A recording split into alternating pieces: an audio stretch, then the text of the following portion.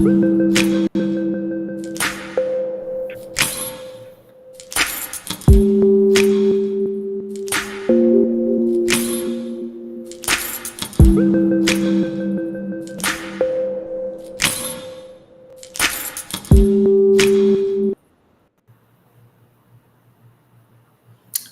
right, peace and blessings, peace and blessings. Assalamu alaikum, shalom.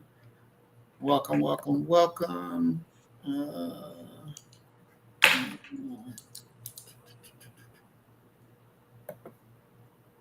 Let's see.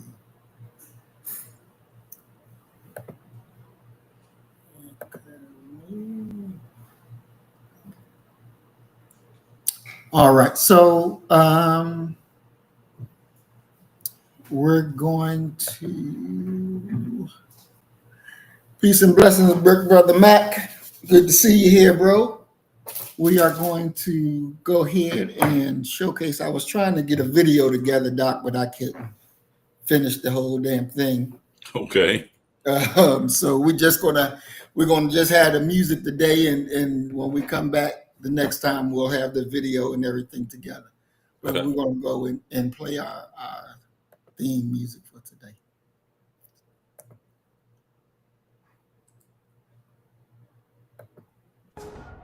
Hey, Pathology. Hey. They gave him a desk, they gave him a check.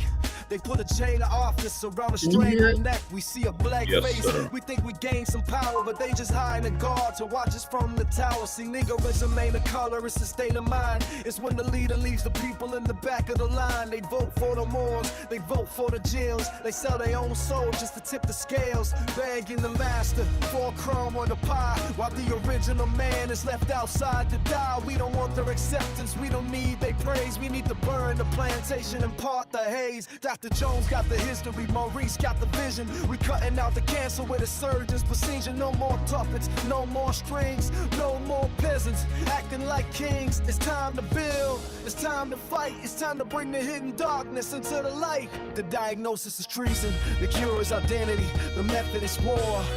Welcome to manhood, race, and culture, where we put black first.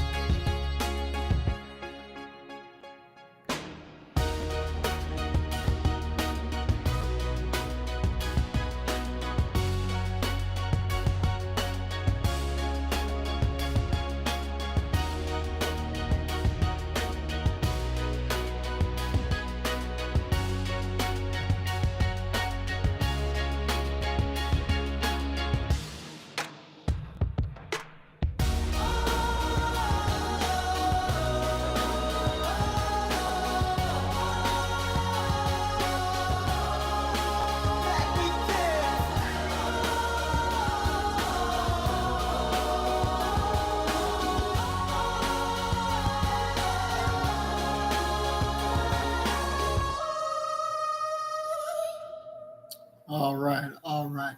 So tonight, our topic tonight that we're talking about is the pathology of treason, niggerism. All right.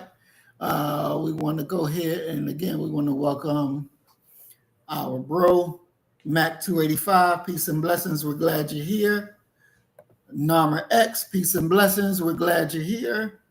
Welcome, everyone. Brother Willie Rivers, peace and blessings. We are glad you're here. And we got it going on. So our topic tonight is niggerism. And before we get into the quote unquote definitions of niggerism and how we're using it, Doc, just off the top of your head, how would you describe niggerism to mean to be? You know, it would be one of those definitions that would have multiple, kind of like you find in an encyclopedia, that there would not be any one set thing that would denote it. One of the things that for me would fall in there is any activity, any thoughts, what have you, that are not advancing the Black world towards liberation. And that opens it up to a whole lot of people. any actions, any behaviors, any thoughts, any of those things that in many ways retard the development and the advancement of our people that fight against what Khalid Abdul Muhammad would say, the liberation and salvation of the Black nation. So the definition that I would think of right off the top of my head would cover everyone from elected officials to individuals who are up in Walmart or Target trying to steal, things that are eroding the Black brand, eroding all of the things that our people have stood for this very long. And it would be the opposite of individuals who are Black. That would be probably the most succinct definition is niggerism are the actions of individuals who are not acting Black, who are actually waging their own personal war against Blackness. And that's a discussion that we definitely need to have within our community. Exactly. I definitely agree with everything you said. And so as we break it down, we're going to start first with the political definition of niggerism. They have the traitor mentality. It refers to Black leaders who squanders their people's resources and seek validation from the West and refuse to build independent power. It is niggerism that has made Pan-Africa's traitors at the top squander the past 50 years of independence, and it has kept them chasing after crumbs from the table of white power. This distinguishes between a Black leader who fights for his people and a practitioner of niggerism who manages his people for the benefit of their former masters. When that last one, the application where it talks about a Black leader who fights for his people and is a practitioner of niggerism, one who manages his peoples for the benefit of their former slave master. It made me think of the rich guy, Doc, who was suing Comcast, McDonald's, because he wasn't getting the fair share of what the total Black population is, but yet he says his business is not a Black-owned business. I want to say Byron Allen. Yes, that's the nigga. That's him. That's him. That's him. And of course, he got his white wife, and he talks, like, I'm for Black people, this, da. But when they start having conversations about his business, and he said, my business is not a Black business. So you can't quantify, you can't say that I'm a Black business owner because my business is not a Black business owner. But yet at the same time, he uses the population numbers of Black people and say that he's supposed to get a share of the money based on our population numbers. And that's like, how are you going to have saying that you're not a Black business, but yet you want to use our numbers to make your pockets rich? Because he at his core is a capitalist.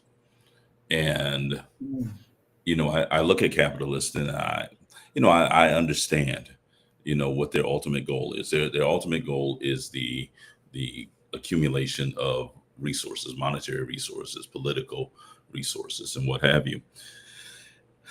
And their mantra, if they were a sports team that had a slogan, it would quite simply be what the Oakland Raiders had, which is quite simply, if you ain't cheating, you ain't trying. And so there is no morality when you begin to talk about American business. So they'll try anything to advance that ultimate goal, which is accumulation of wealth and accessing more and more wealth. It's no different than what we saw with white men during the 1970s, when we have this creation of what should have been called Black reparations, but they termed it affirmative action. Well, because they don't put the word Black in there as far as Black reparations or what have you, you begin to have this loose speak about minority. And once you begin to talk about, minority, people should have known it was over then. Because what ultimately is going to end up happening, and we're seeing it to this very moment with this attack upon DEI, that the greatest beneficiaries of DEI were actually white women. Well, that started all the way back into the 70s, when you have men who are, and we'll use probably the most glaring example. One of the most glaring examples is the building of the Jackson Field Hartwell Airport in Atlanta. What white men are going to do, because affirmative action is saying, well, you have to subcontract so much of your work if you want to have this contract, if you want to work on the Atlanta airport, because you're not a minority business. What these men are going to quite simply do is sign their business over to the wives. And are women a minority population according to the definition that was put forward? So now the same business that was yesterday, that on a Friday could not access minority dollars, is going to be able to access those by Tuesday at noon. So that's really what he's doing. He's arguing, and he's learned, and I would argue that he's learned very well from them, that if you ain't cheating, you ain't trying. So if I have to talk about, under certain circumstances, my company being a Black company, and these are the numbers, and I should be allowed to access because it is a Black company. Yet at the exact same time, at other moments where it serves me to not be chained, pun intended, to Black America, I'll use that as well. And what he's really saying, and you'll find, I think that any successful Black business within a capitalist situation is going to have to do this. They're going to quite simply say that I'm here, and they should be, I'm here to service everyone. Because the ultimate goal is what? The accumulation of wealth. The goal is not the liberation of Black folk. And when we talk about this idea of Black business, let's be very clear. What the masses of Black folk are trying to do is provide a few select Black business people a monopoly upon their dollars.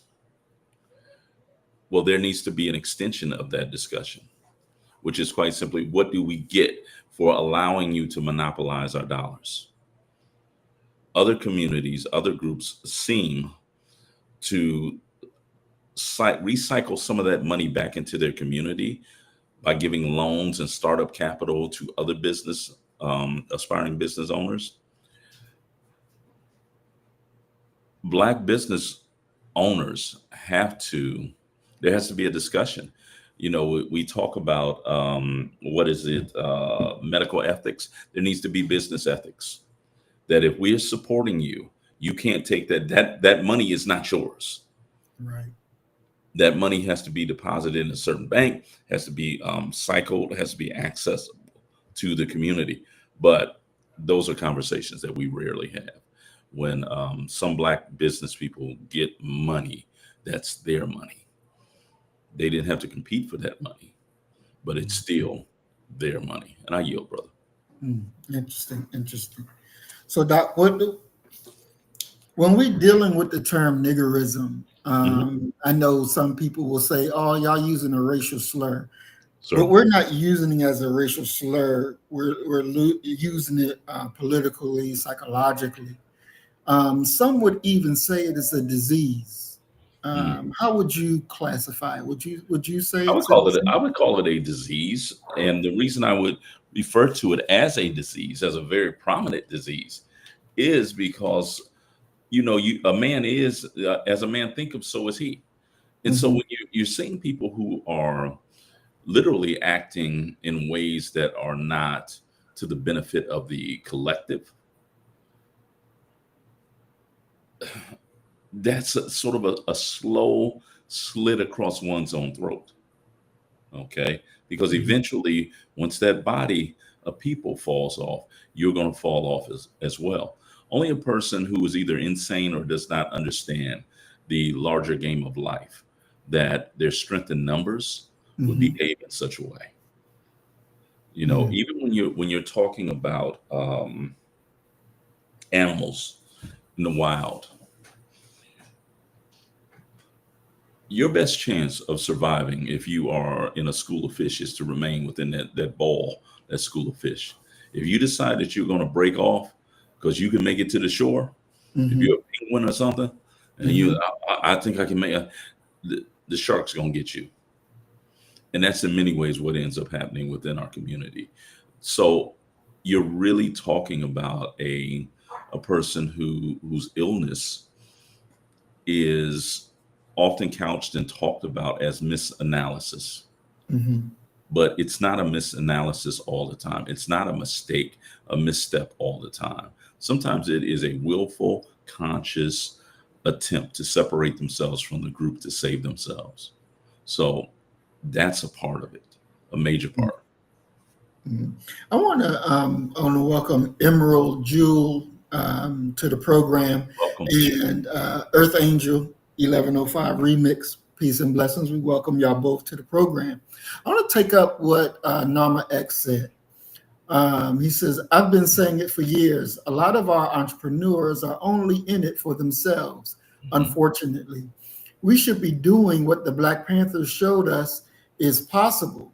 I don't fault those who work for themselves, but if you're not using your self-employment to improve other Black people's economy, you're doing it wrong. So then is the Black mindset a socialist mindset? I would argue it is, without a doubt. I would argue that, and when we talk about that, and let's not use the S word, because the S word seems to trigger some people, because then they go and they begin looking at European history and things like that. Well, look at the Black experience. The Black experience has been one that we're only here because of our ability to interlace our lives with each other. That's the only way we've been able to make it over.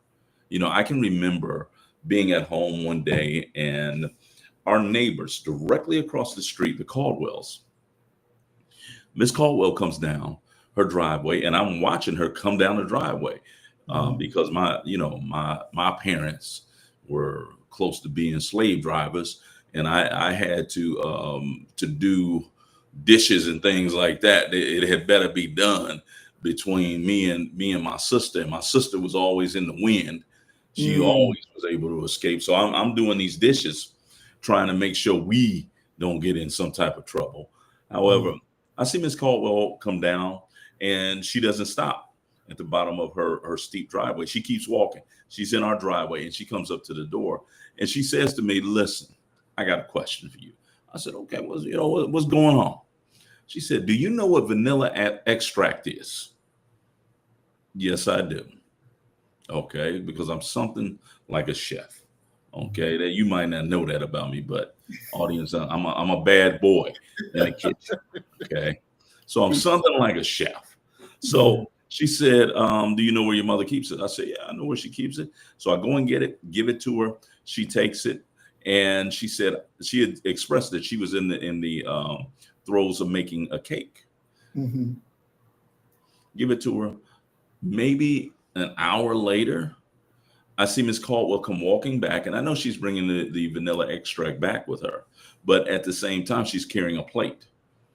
So she gave us several slices of her cake. There has always been a sort of a mutual reliance that Black folk have had to have upon each other, some semblance of a trust.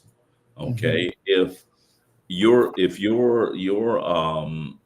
parent didn't make it home from work on time and you were there locked out of the house, where did you go? You went to a neighbor's house. If you know that you ain't gonna make that rent, and you know you ain't gonna make it, there's no possible way you gonna make it. You done went and talked to White Jesus, and he wasn't on the main line when you went up in there crying and hollering. Okay, throw a rent party. And many of the people who are going to that rent party are going solely out of a idea of intercommunalism, that look, everybody's going to have those days when it rains on them. So we're going to support you because we got a little extra right here that we're able to bless you with. The same thing with people who make plates. You could have went to the restaurant if you wanted to eat out, but you chose to specifically go to Mount Zion to get a spaghetti plate because they trying to finish building on. They need the windows on the wing that they trying to build. So is that socialism? Is that being neighborly? What is it? And so I think that when you begin to take these white constructs of capitalism, socialism, communism, and you apply them to Black folk and the Black experience, oftentimes they fit like a cheap suit. They never, you can't really use them on us. You can talk about it and you can try, but you really aren't able to do that. We are a society of mutual benefits. When you look at the National Council of Negro Women, Dorothy Height, sister that always wore a hat. Right. You look at the National Council of Negro Women, their mantra was, and it's one of the most beautiful ones, if you got somebody who want to climb up, it is lifting as we climb. Far too often, we're seeing some people who ain't trying to lift as you climb. So that dead weight always poses a danger of being so significant for so long that you lose your grip upon the ledge that you're climbing on. So in every way, when you're talking about this idea of socialism, this idea of, come on, we've always had to help each other out because we didn't just now start getting paid less than white folk. Right. You know, that ain't new. And despite what we're hearing from all these sisters, these boss chicks, Black women are the only demographic that Black women make more money than right now are Mexican women. Oh, wow. That's the only group that's underneath them. Okay, Mexican men have caught them, and Mexican men are quickly closing the ground upon Black men. So the idea that you can make it on, and let's be clear on the type of money we talking about, what, $43,000 a year? Right. And you want to go to a $80 brunch every weekend? That's a significant portion of your meager earnings. Exactly. And if this recent DEI and the Doge thing that has decimated the federal workforce, look at who lost their jobs. It was Black women. And one could argue, and you know I'm not a conspiracy buff, but one could very well argue that they did that on purpose, that they attacked Black women on purpose, because Black women have been decimated in regards to that. And one can only hope that we still have a spirit of unity between us, because if we don't, Black America is going to suffer mightily for quite a while, because this without steady employment and without a spirit of interdependence and relying upon each other and being willing to help each other, you shall surely die. Wow. You know, to touch back on the example that you gave with the rent party, you know, so some would think, and you know, you tell us, is this right? But some would think and say, well, under that situation, you know, with the rich rent parties, nobody was rich. So in the system that you want to use, none of us going to be rich. We all going to be poor. Well, but the thing is, and let's be very clear about who we're talking about. We're talking about Black folk. Right. Okay. Let's be clear. And let's remove the Negroes who hit the genetic lottery and are in a league. Let's remove them. Okay. though the NBA, NFL, MLB, take them completely out. Take those that can sing well, those who got some break. And I don't want to deal with Corey Holcomb talking about how you get a break in Hollywood either. Okay. However, take that population out. If you do, we're broke, and we've been broke. Okay. We've been at various different levels of poverty. Let's be very, very clear about that. Okay. We've always had to have two incomes coming in that house if we wanted any semblance of stability. Okay. It's different between and you. I venture to guess that you know this. I venture to guess that everyone that will listen to this knows this. We know why some people make a big pot of spaghetti, because you're gonna eat off of that rascal for 4, 5, 6 days. Okay. If you better get some of that white bread, put some bread on it, and some butter and some garlic on it, and act like you are in many ways over there at the Italian restaurant. And then another day, guess what we gonna do is we gonna go get some day old French bread, and we gonna act like we got breadsticks.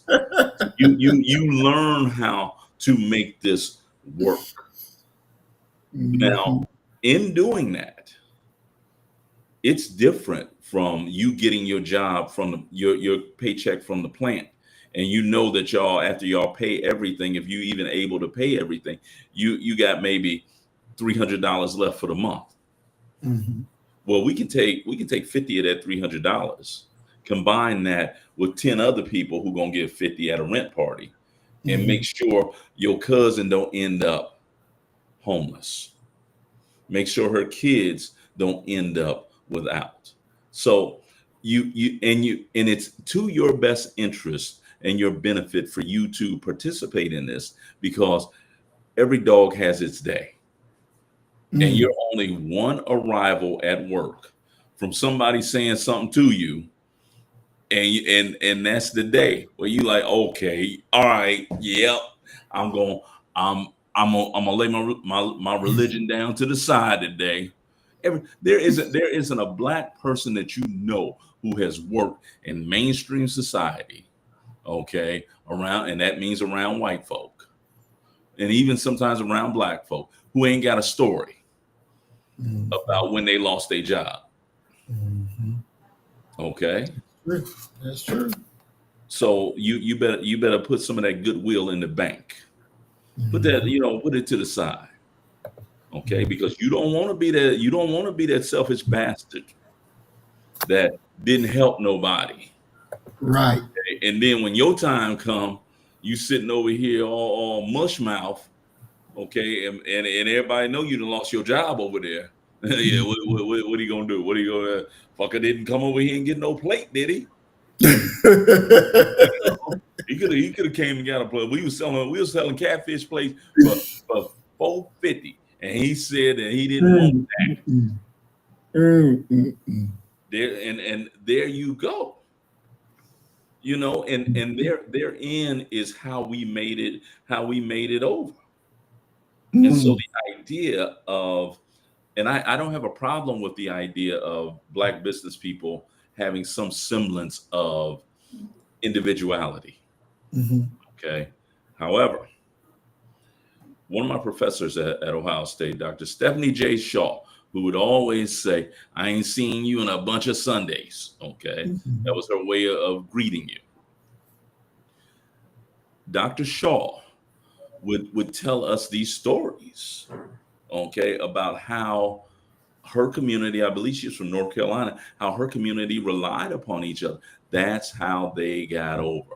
And I'm sure that every black person who's raised up within a working class or poor black community has stories about what was going on behind closed doors, away from children's eyes, that allowed a family to remain in a home, allowed a family to feed their children, allow their children to be able to wake up in the morning and have running water in the house, you know? And of course, one of those ways was you had a brother who worked for the utility company who was on call to come and turn your water on when you needed it turned on, and then turn it back off so you wouldn't get fined when they came to see if it was back on. Mm-hmm. That is the reliance upon each other, and it isn't a reliance that ever allowed us to thrive, but it damn sure allowed us to exist and not die. And that's one of the beauties of Black folk. We are, when we are at our best and in our right mind and not overly stressed, we've never met a stranger. Wow. Deep, deep. There's a book called The West and the Rest of Us, and I don't know how to pronounce the brother's name, so I'm not even going to try.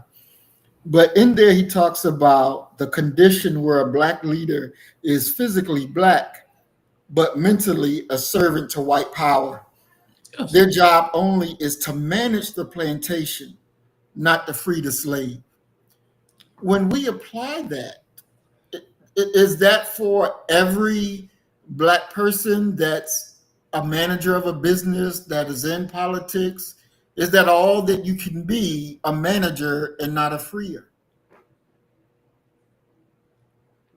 I don't believe so, because I've seen some bad brothers who were much more than managers. Marion Barry. Okay, let's be clear. Marion Barry. Let's look at Adam Clayton Powell Jr. He was much more than a manager. Now you do have some managers, but no, that's not all that you can be. John Conyers, brother that out of Detroit, that continually talked about the idea of reparations in the modern period. Another brother like that. We can look at Barbara Jordan. We can look at Mickey Leland. You can't say that they were just managers and what have you, or that that's all that you can be. However, let's be very, very clear upon what we're talking about. Who are you? The question that you have to deal with when you're looking at this matter of political power and leadership, the question you got to deal with is, who are you beholden to? And that's where it kind of begins and ends. Who installed you? Did the people install you? And if the people installed you, what are the expectations of you? If a foreign power installed you, what are the expectations of you? Because the moment that you go against those expectations, your leadership position is now tenuous. What you're describing, what he's describing, is actually what we saw in Africa. That when you have African leaders who are installed by European powers to run the colony for the mother country, go against what they say. Because their ultimate goal is not predicated upon the idea of liberating Africans. It's predicated upon the idea of extending their rule and extracting more resources from the motherland. Same thing within Black communities. You can't go down there being Akbar Israel Bey at the white company. Go on down there with a kufi on, talking that sovereign citizen talk, and see what happens there, because you're beholden to someone else. It's the reason why, we Black athletes and also Black Hollywood stars, notable Black folk, constantly get maligned and attacked for this, for not being more prominent and more vocal in regards to Black issues. Okay, we want them to be out there on the front line with us. Well, they're not beholden to us. And because we didn't put them where they are, we can't keep them there. So what are you gonna do? What are you gonna do if you're Denzel, you're Samuel L. Jackson, you're Michael B. Jordan? And each one of those brothers, if you look at their stories, every black person has that has come up with what James Cleveland called the rough side of the mountain. All of them have some story Right. of what they've had to overcome and things like that. Right. Okay. You're dealing with some people who can ensure that you return back there. So they're not beholden to you. So if you want your political leaders to represent you, get out and vote for them. Get out and be such a force where you can in many ways say, look here, bro, you know why we put you here, right? Okay. Now we ain't gonna be unreasonable, but we do need you to represent us and represent our interests. Okay, don't get up there acting brand new. There's a brother right now. What is his name? He's down here in Texas. Kind of put you in the mind of Herschel Walker. Man, look here. I done seen about 40 political ads about this brother and about how he has missed, and I can give you the number. He's missed 280 votes. Oh. And now, if he can't be there voting to support Trump, we need to get rid of him. Paid for by the Texas Conservative Coalition. They didn't came for the brother. They put him in there, and he ain't do what he was sent there to do. Which, hey, you whatever Trump say vote for, that's what you need to be voting for, bro. Okay, so now they are sitting around here, and I was laughing with my wife, and I said, yeah. I said, they sitting around right now talking about, oh yeah, now we going coon hunting.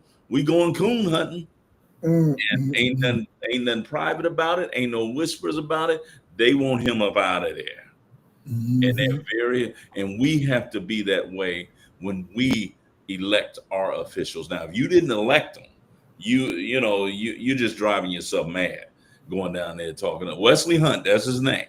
Yeah, they after Wesley.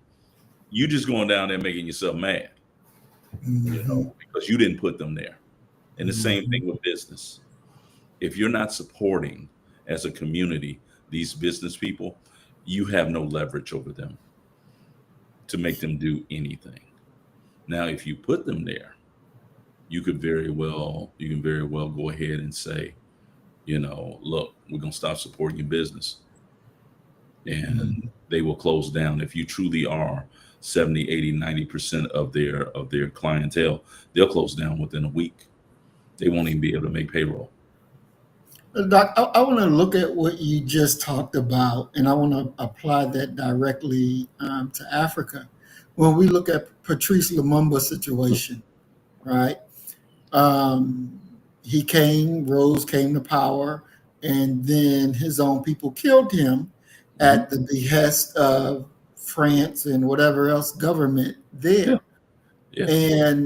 But when you look at that, compare that to Hugo Chavez, where Bush and them came and swooped his ass out. His people rose up and they had to put his ass back.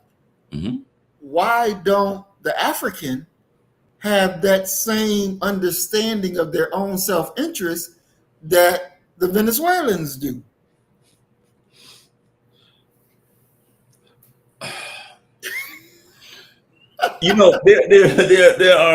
There are these moments in your life where you kind of,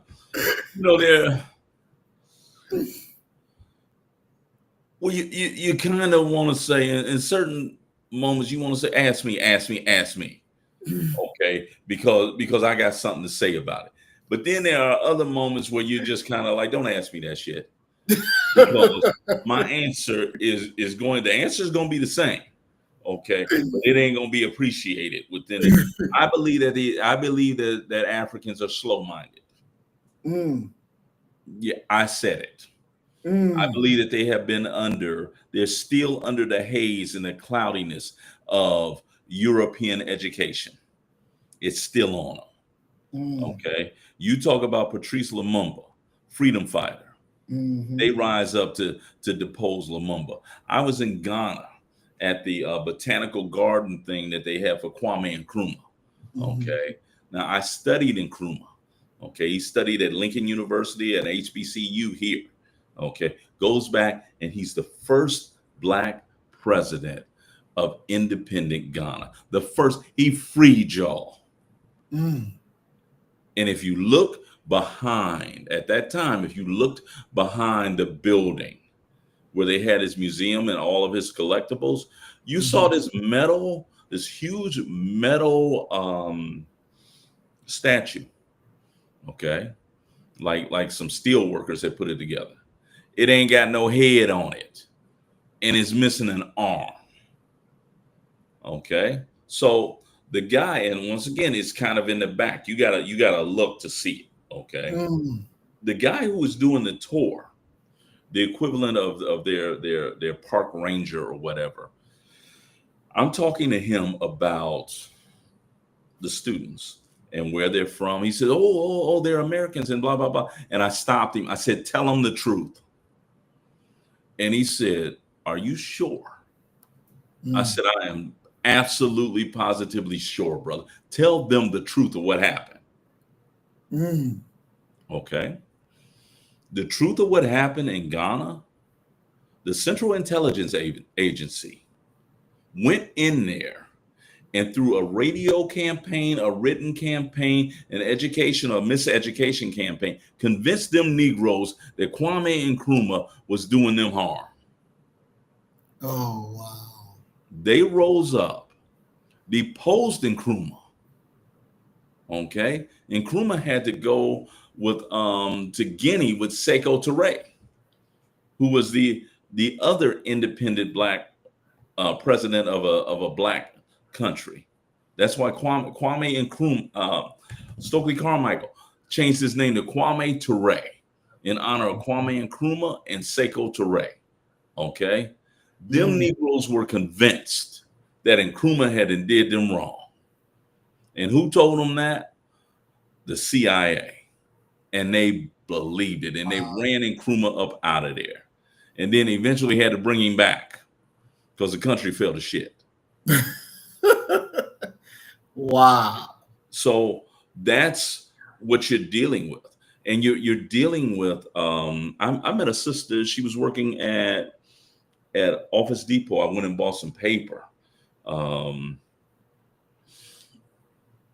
I caught her accent. I said, so, where are you from? And she says, oh, I'm British. I'm from Britain. Okay. You're from Britain. Okay, well, where was your people at before Britain? Oh, Nigeria. I said, yeah. Your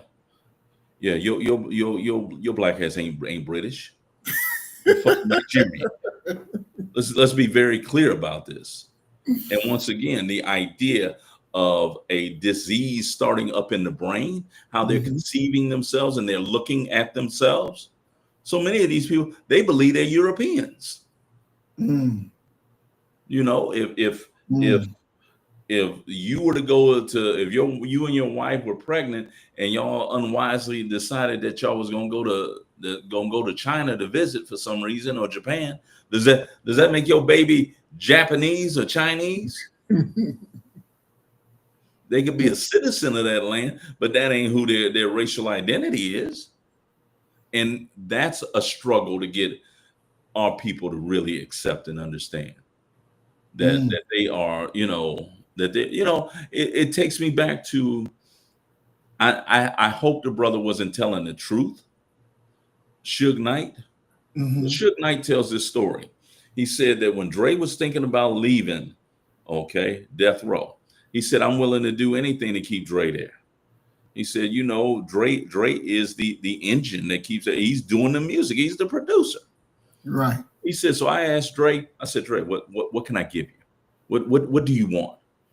And he said that Dre lifted his head up and he said, I want to be white. What? Now, I don't know if Suge is telling the truth or what. Okay. But there's a bunch of our people that if you talk to them, they will tell you that. Yeah, I want to, you really want to know what I want to be? I want to be distant and away from black people. You know, you'll never hear them talk about Black people being our people. And that takes us back to that larger debate of niggerism and what does it mean to be Black.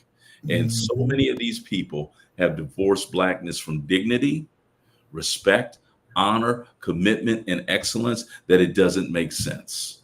You have people who will tell you, well, we just keeping it real. We Black, you know, we keep it ghetto. I like ghetto.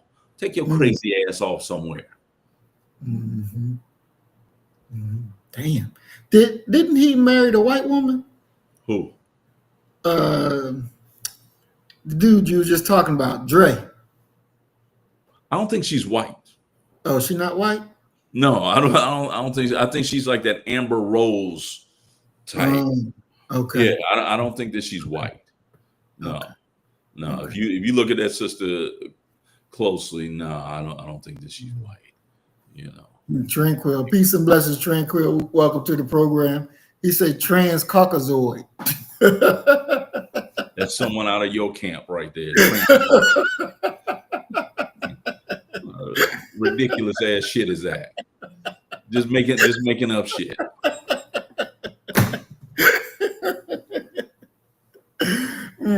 Trans-Caucasoid. You know, Nama says that people don't really understand, you know, what Egypt was. And this is a true story. I have a friend at work, Muslim, and I said, Egypt is in Africa, so you're African. Doc, they were offended. Hell yeah. They were offended. What you talking about? And look here, I'm like, it is in Africa. I'm like, Palestine is in Africa. Saudi Arabia is in Africa. And I'm just giving it to them. And she is like, no, I'm not. No, stop saying that. And really got upset with our other friend for saying it. You want to know who really ain't African? Hey, the Ethiopian is not African. Okay. And other Africans, you talk to other Africans, ask them about Ethiopians. Okay, those are the snooty, bougie Africans. Okay, the Ethiopian, no, the Ethiopian. The first statement they're gonna say to you: "We were never colonized. We were independent the entire time." Okay, and you got to remember that the Ethiopians are the ones that had Lucy. The bones of the oldest living humanoid, and they had an exhibit that went around the world and what have you. The exhibit went throughout Europe and what have you, and I know it was the Russians. Okay, the Russians had Lucy up in their highfalutin museum, and people going to see Lucy. Well, it came time for Lucy's remains to be returned back to Ethiopia. Okay. Listen, they sent a box with some bones in it. Okay. And one of the curators said, "This ain't it. This is not Lucy." Okay. They sent them back a damn German Shepherd. They sent him a German Shepherd back. Okay. All right. I'm telling you, hey. And they went through hell to get Lucy's bones back. Yeah, the old fried bones. Yeah. But they sent them people a damn German Shepherd, thinking that they would not know the difference. Wow. True story. That is crazy. But yeah, they don't. I mean, when you think about how we talk about Egypt, when you think about and let's be very clear about Egypt. Okay, Black folk, and I'm talking about American descendants of slavery. They love Egypt. Okay? Yeah, they do. They love Egypt. Okay, and a part of the reason why they love Egypt is because white folk always talking about Greece and Rome. So if y'all talking about Greece and Rome, fuck y'all, we got Egypt. Okay. And over time, you'll find our people acting like they Egyptian. They're like, look here, wasn't no slave ships leaving out of Egypt. Right. Okay, we're Right. talking about West Africa. Mm-hmm. Okay, but there's a psychological need for us, for many of us who the rebellious slaves, to really find something that we can counter their we the shit argument with. Mm-hmm. And Egypt is historically that. I've seen brothers decked out looking like a pharaoh before. look at this brother right here. This brother got look like gold statues that he walking with and all that. They're looking good, man. The brother sharp and all that going on. You swear that brother was Egyptian. Wow. Ramsey Bay Johnson. But that's who that's one of our reactions to it, that we have to fight back against them in some way. And the way that if we were being logical about it, that we could fight back. You talk about Ghana, Mali, you talk about Songhai, talk about Timbuktu. Right. Yeah. That, and matter of fact, that was going to be my next question. Why aren't those even brought up into the picture? Well, I mean, who I know about them. Right. You get what I'm saying? Mm-hmm. I was exposed to them. So the question has to kind of go forward, and you say, well, where did you learn about it? Mm-hmm. And so much of it, this is one of I got like maybe a top 10 of pet peeves in regards to being a Black educator and working with Black students. Our people are so passive in their learning. We need to, and if there's one gift that I could gift my students, or really any Black person, regardless of age, it's intellectual curiosity. To know what's behind that door. Many people will call it going down a rabbit hole as far as the internet. Where you go here and then you go here and you look at this and you look at this. Well, do that with history. Okay. It's not hidden. I mean, come on, people got to, you got this doggone phone thing on your hip the entire time, man, but you sitting over here TikToking, you know what I'm saying? Instagram. You know what I'm saying? You taking all of that there. So nobody's keeping you from it. And until you really honestly look at telling the truth, you're going to stay in the same place you are. Own your shit.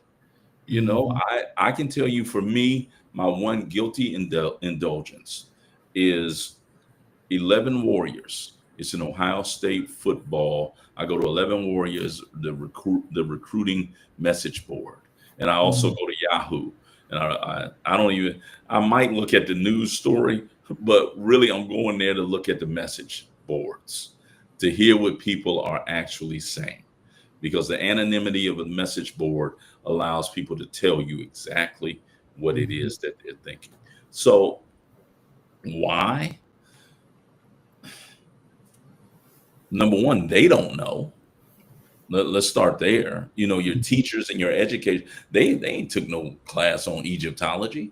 And even if they did take a class on Egyptology, they wouldn't be allowed to teach that, because the ultimate goal of being an educator is not educating at the present moment. The ultimate goal, and I'm talking about K through, really, I'm talking about all of it. The ultimate goal is maintaining your job and your employment. And how do you do it? You teach to what's on that test. And Pharaoh Ramsey is not on that test. Okay. The idea of Israel being in Africa is not on that test. Okay. It's just not. That's your answer to why. Wow. And to empower our people, I would say the reason why our kids don't know about it is because y'all ain't taught them. I went through school in the 1970s and 80s. You think they was teaching us this? No. You had to have a special engagement, damn near a conference, to hear a topic that was dealing with Black folk. Wow. Mm. So when we look at niggerism, how does that manifest in labor? If you have black unions or leaders, do you see that they will sell out the rank and file workers to Well, get a seat at the capitalist table? well, but the question I would have is, what black unions are you talking about? Well, the only ones that I know of are the Black Police Officers Union. I don't Okay. know of any other black unions. I mean, I have a hard time viewing a Black Police Officers Association as a union, because they are embedded and submerged within a larger white union. Okay. They're kind of like an auxiliary within a, kind of an interest group within an existing union. They're not a Philip Randolph's Brotherhood of Sleeping Car Porters. They're just simply not. Okay. That are dealing with the black porters and what's going on the trains. But I think that your question is, black union leaders, are they selling their people out to get a seat at the table? I as a labor historian, I can't say that they're selling their people out. I think that they're doing whatever they can do to get a conversation going. One of the things that we rarely talk about when you're talking about the longest running war within America, that's what I call it when I lecture on it. It's a war between workers and owners. Make no mistake about it. Those two sides are never going to agree.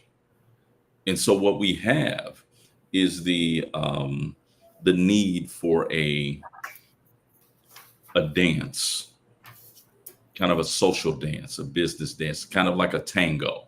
Okay, if we know nothing else, the idea of like ballroom dancing is not something that everyone is gifted with.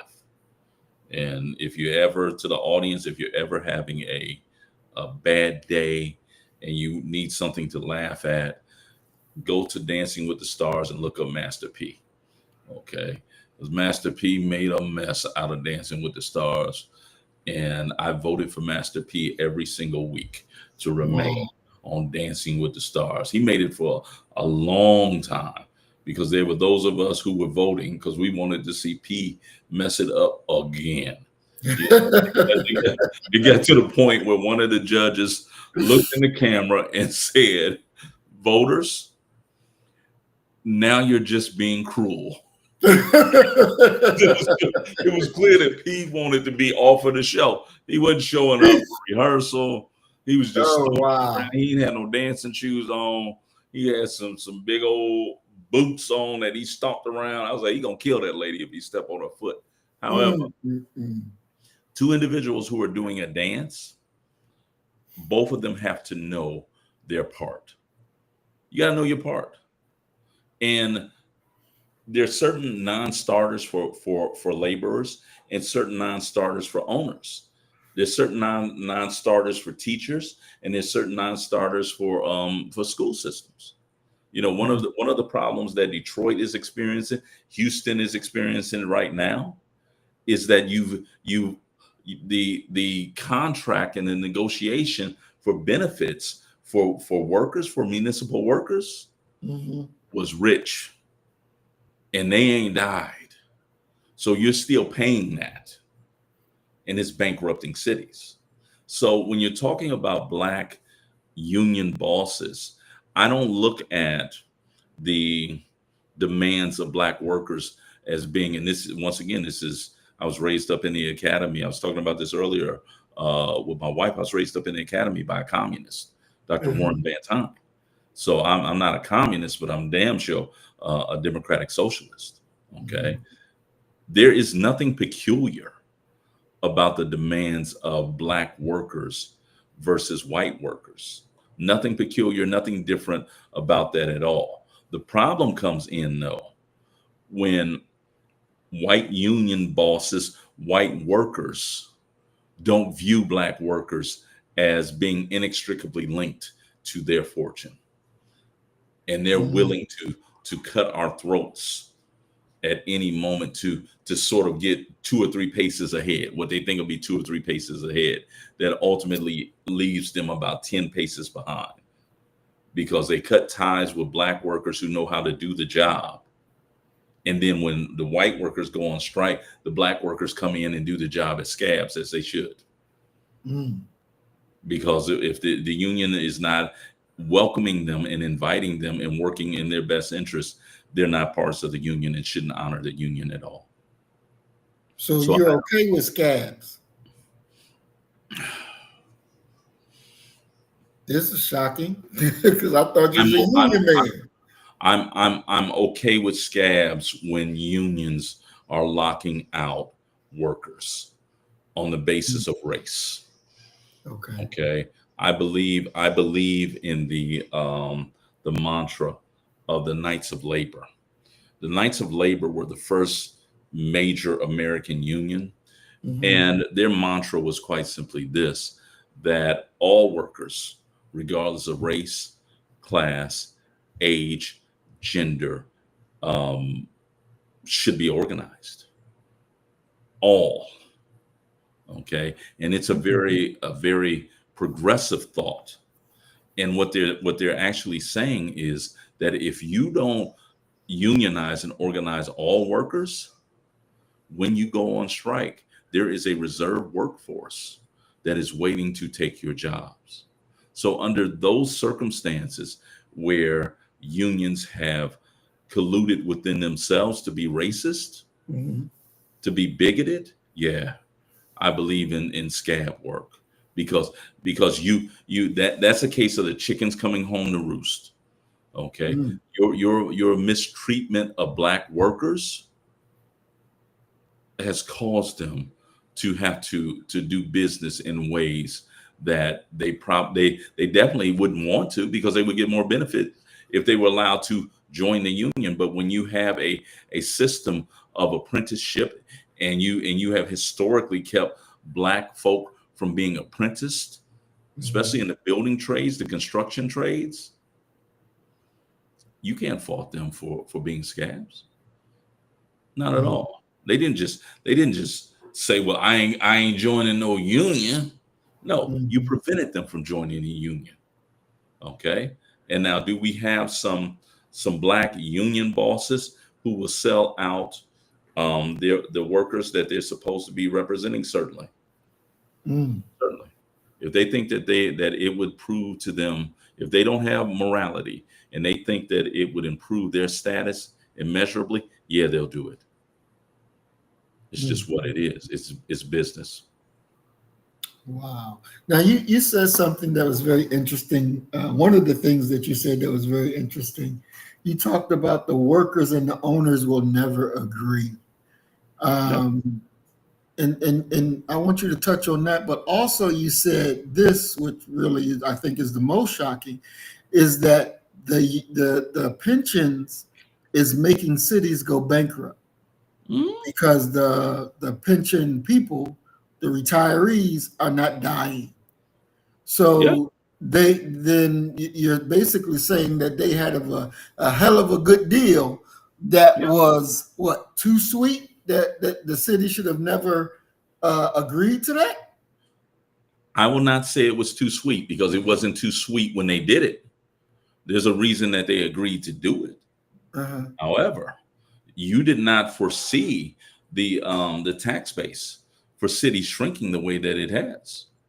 You know, American cities, the wealthy have moved out into the suburban areas. They're not within the city limits and what have you. So you have a smaller tax base there. And when you have additional people coming on the payroll every year, it's going to be a strain upon that. Where's that money going to come from? For far too long, we've operated as if more money could just be printed up, as if money wasn't real. Well, there comes a moment where that's not going to be possible. It's not going to be tenable. You know, look at New York City. What's his name? Mamdani. He's coming in, and he's definitely he's a democratic socialist. Right. Okay. raising the tax base upon the wealthy within a capitalist nation, okay, is offensive to them. It is rude, okay? And they're more than likely to disrupt their entire lives and living situation by leaving New York State. So now you're talking about increasing the expenditures of the city, and the tax base leaves. It's what happens to, you go and you look at every 1970s American city. Look at GI, okay, one of my favorite cities to talk about, Gary, Indiana. People sleep on Gary. Gary is one of the roughest cities that you could have been in the 1970s and 80s, okay, and really probably all the way through the 2000s. Many people, like, you know who's from Gary, Indiana, right? Michael Jackson. See, Michael Jackson's from Gary, Indiana, and people discount Gary because of Michael Jackson. You need to not be looking at Michael Jackson when you evaluate Gary. Look at Joe Jackson. That's Gary, Indiana. You got Gary, Indiana. You got him, what's his name? Richard Hatcher, elected mayor of Gary. You have Carl Stokes elected in Cleveland. You have Maynard Jackson in Atlanta. Those were the three black mayors who were elected during that sweep of black political power. Every one of those cities was in a worse financial state by the time that black man left that office than when he arrived. Every single one of them. Oh my God. And it isn't because the black men were inept. Okay. Look at Atlanta. What happened in Atlanta? White folk don't want to concede Atlanta to black folk, even though black folk have just become the numerical majority in Atlanta by the early 1970s. Maynard Jackson's opponent, his political slogan was, "Atlanta is too young to die." Oh, wow. What is he saying? When that's your slogan, that Atlanta is too young to die, what are you saying? Don't vote for that nigga. It's going to be all over. Can I pause for 1 second? Yes. My thought. I'm going to do my best. Okay. Dallas Cowboys just beat the Philadelphia Eagles. Now, let me pick up my thought again. So what happens in Atlanta is quite simply that white folk white folk who run the business, the power brokers, when Maynard Jackson wins, they leave outside of the city limits of Atlanta. They leave Atlanta proper. Okay. But the message has been sent to Black America. And this is the joke that you still have in Atlanta to this day, that nobody in Atlanta is from Atlanta. Okay. When Maynard Jackson won, they came up with a situation where it was almost like a bat, like the bat signal, a red, black, and green bat signal that went into every impoverished Black neighborhood that told Black folk to come to Atlanta. Black folk flooded Atlanta. But these were people who, I use this term strategically, they were labor intensive. If you know what that system intensive. Okay, they came there, they had no degree, they had no job prospects. All they had was a beating heart and a growling stomach, which Atlanta's public, their social services were going to have to deal with. So here you have a steep drop in city funds because white folk left and took their businesses with them, and you got droves of Black folk coming who are going to get on public assistance. What mayor could balance that? And it's why Maynard Jackson was so adamant about subcontracting the work. He said, no. This airport is going to be built by people from Atlanta. So if you move your company out of Atlanta proper, you're going to have to hire, subcontract black folk because he wanted to tax those dollars, and he wanted those dollars to be able to circulate within the city. So when you have a situation where come on, think about how black folk talk about it. Yeah, he got one of them good government jobs. Right. Yeah. What are they saying? They talking about pay, and they talking about benefits. Okay, so these municipal employees, these federal employees with this good pay. I mean, come on, the DC, Maryland, Virginia area, the black middle class, and what they would like to say upper middle class, these Negroes that are making six figures, and it ain't necessarily a one at the front of that list of what they're making, buying these big old houses and these luxury cars and what have you. Okay, the government is their employer. So what happens when that goes away? We're seeing what happens when that goes away. That they've been living at least at the, if not beyond their means, they've been close. They've been tiptoeing that line. So after missing one paycheck, where they at? They at the food line in a damn Maserati or a Benz, something like that. Okay, looking like a damn fool, and and got nerve enough to be working for the government in economics, and didn't balance, and didn't even balance yours. So those are things that have to in many ways be looked at, in regards to black inefficiency. Right. And we're, shout out to DeMarcus Hamilton, one of my former students, Bone. DeMarcus, very clear. He says, you know what? Niggas sure know how to waste some time, don't they? And you look at it, it's the truth. I want us to look at the shift from Booker T. Washington, do for self economics, and what his way was, to the integrationist mindset, to now, would you call it begging for a job? So what do you want? Because I'm a Washingtonian. Exactly. It's just what it is. That shift was one of the nails in our coffin.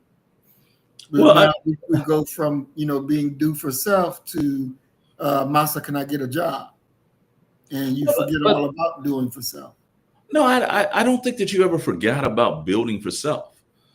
It's not as if on a certain day black folks stopped being able to, or stop aspiring to, create a job for themselves. It didn't happen that way, But when you're talking about Booker T. Washington's plan, the Tuskegee plan, and let's be very clear on where the Tuskegee plan actually came from. It comes from the Hampton model, okay? The Hampton model that was advocated and taught to Booker T. Washington by the man that he says was the most significant influence upon his life, his public life. He's a Union general. His name is General Samuel Chapman Armstrong, a white guy. And what Armstrong teaches Washington is that whatever black folk were doing in slavery, they need to do in freedom. And that sums up Booker T. Washington's entire philosophy, that you're an expert in this skill or in this trade. Now we need to bolster that with a little knowledge about economics and running a business. And then we'll be cooking with, with hot grease, with hot fish grease. However, the idea of doing for self, of building a black business, has its limits. And Booker T. Washington tried to discuss these limits. When he's talking about we need to make friends with our southern neighbor, Booker T. Washington is very aware that just selling the black folk is a dead end. It's going to be very, very limited, very tenuous, because you're not going to get all black folk to even purchase your goods. So what we need to do is we need to be excellent in regards to what it is that we prepare. Okay. If you're running a restaurant, your food has got to be superior to others, and your customer service has got to be on point as well. And people got to feel safe when they come there. Okay. what winds up happening during that push for integration, it's not as if these Black businesses just disappeared overnight. They didn't. But our people, and I always ask my students this when we're talking about the sit-in movement,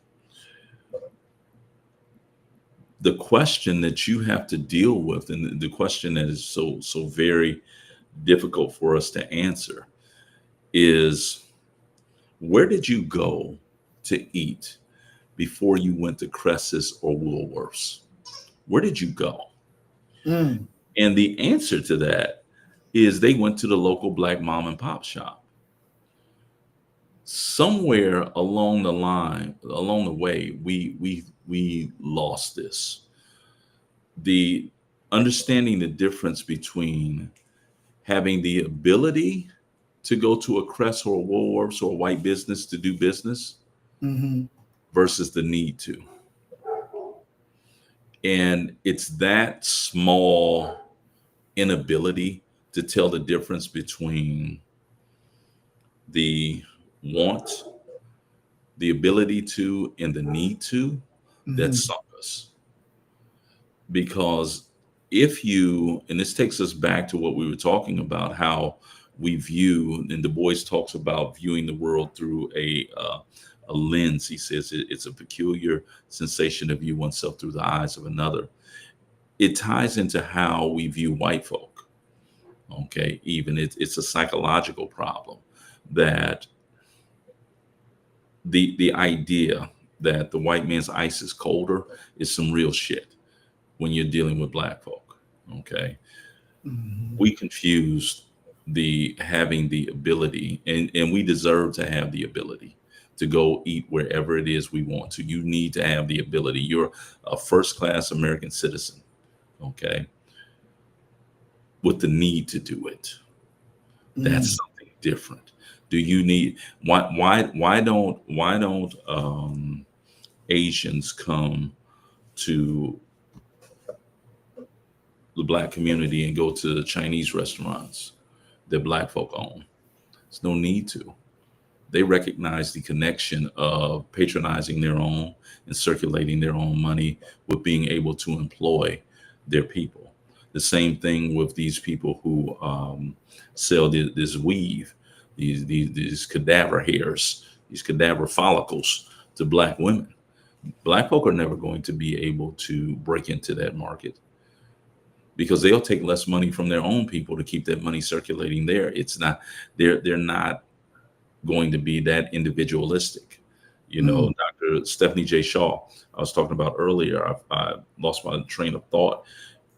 She has a term that she uses in her book, What a Woman Ought to Be and Ought to Do. She calls it socially responsible individualism. That's what Black business people should have had. However, it's how we imagine white folk. And you would not imagine Black folk in the same way that you imagine white folk. And I'll give you a perfect example. You know that them white folk don't like you and don't want you in their business. Okay, you know that. Okay, but you're gonna force them to go in the back to fix your fucking food.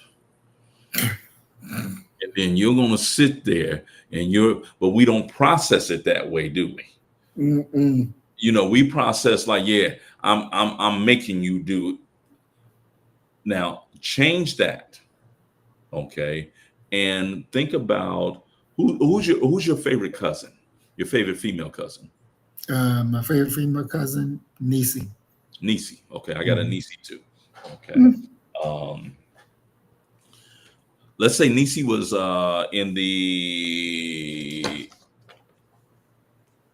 9th, 10th grade, and some girls at her school and their family jumped on Niecy. Okay, whoa, Niecy's ass out. Okay. Now, y'all know where they're gonna be at because y'all all go to church together. Is the family showing up at church? Oh, most definitely. See, most definitely we showing up at church, right? Okay. And the pastor, he's abreast of everything that has happened. And what he's saying is they went to him, they called pastor and said, please let us address this matter before the service began. And he does. And they get up and they apologize for what happened. And they invite y'all over to their house for Sunday dinner as a expression of, of peace, an olive branch. Y'all going? Nah. Y'all ain't going? Fuck that. Are y'all, would y'all trust going over there and eating something they prepared for y'all? No. See? Mm-mm. See Nope. how we look at it differently because it's white folk. It's one of the reasons why I was watching I like the show American Greed. They need to make more American Greeds, right? Yeah, I like that too. You see the one with Teddy Riley on there? I ain't see that one. Oh, Teddy Riley's on there, man, looking bad, man. What? Oh, Teddy Riley didn't let a white boy cause him to sign over all rights to his recording studio. What? Yeah. Okay.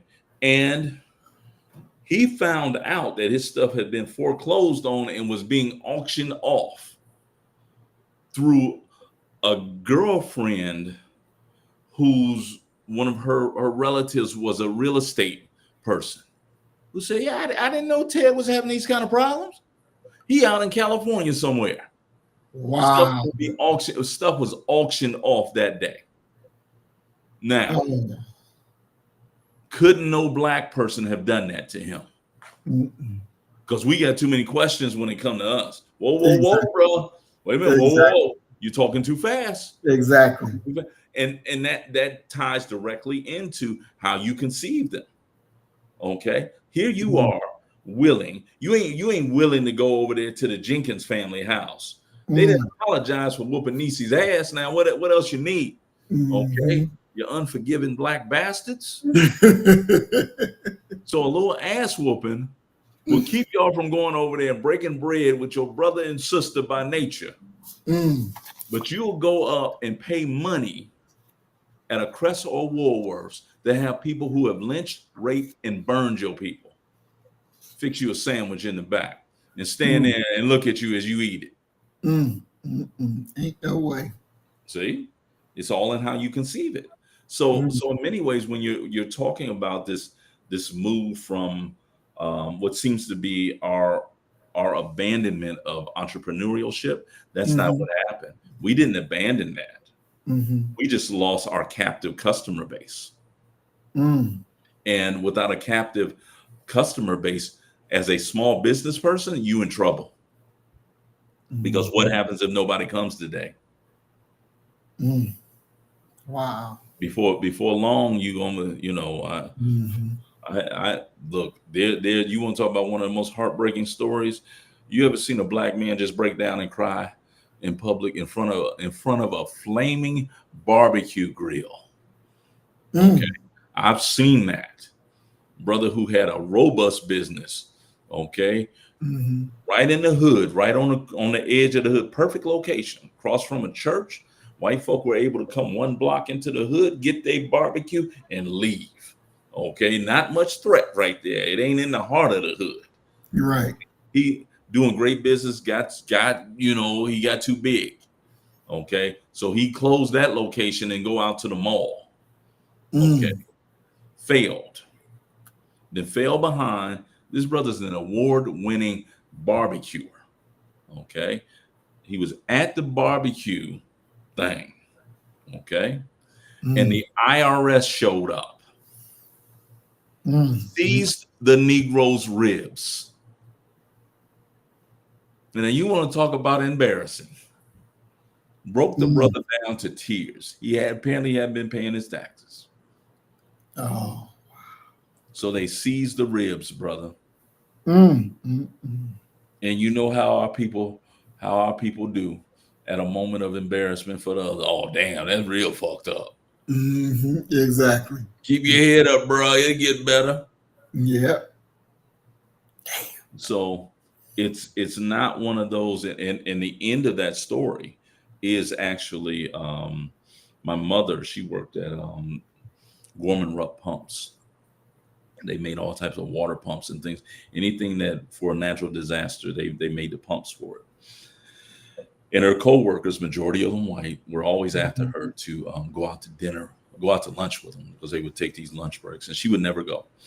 But they kept raving about this place called the Amish Inn, where I'm from. We got a bunch of Amish.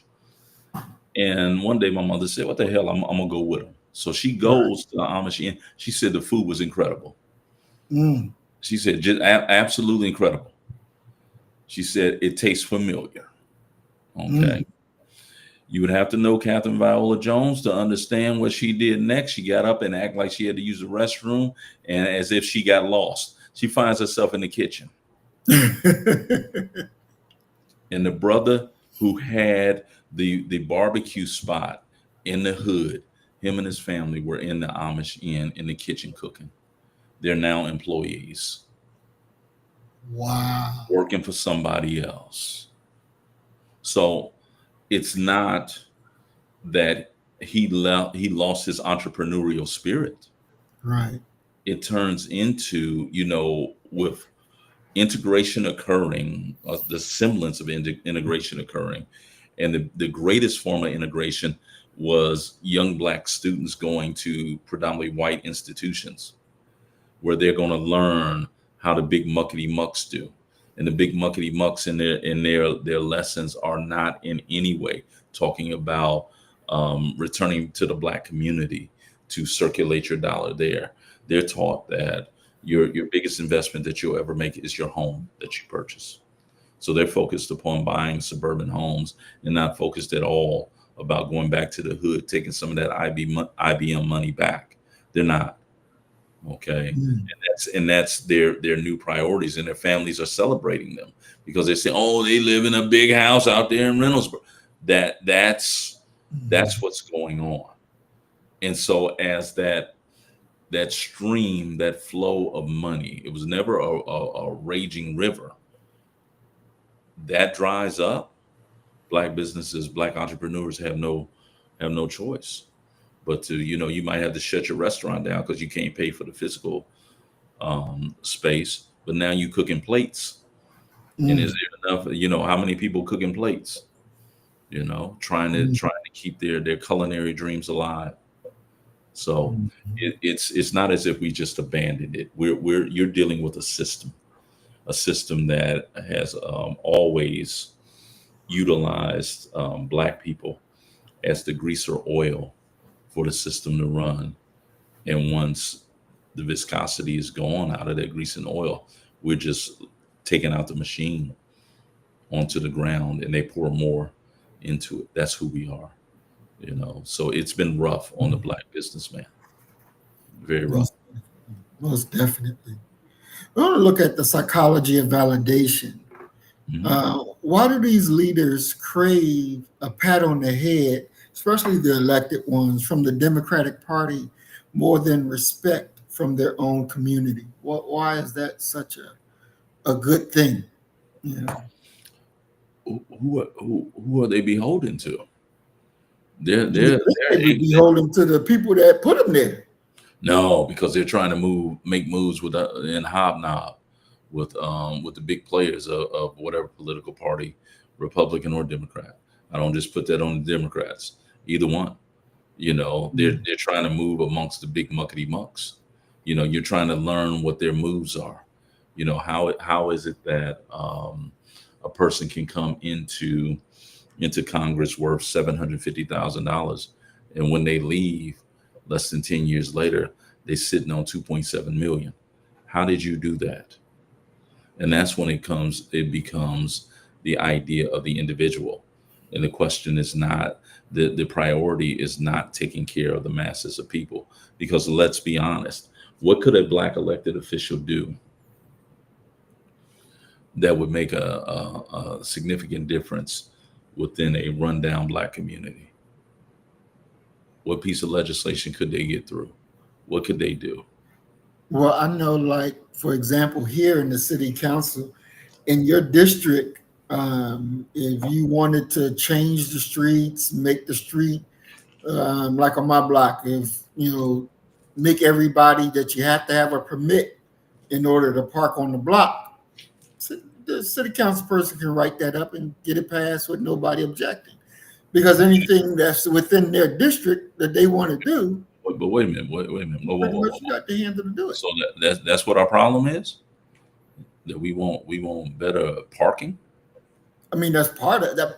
I'm just using it as an example. I'm just using I'm just saying, what could they do that would make such a significant change in the lives of their constituents? What can they do?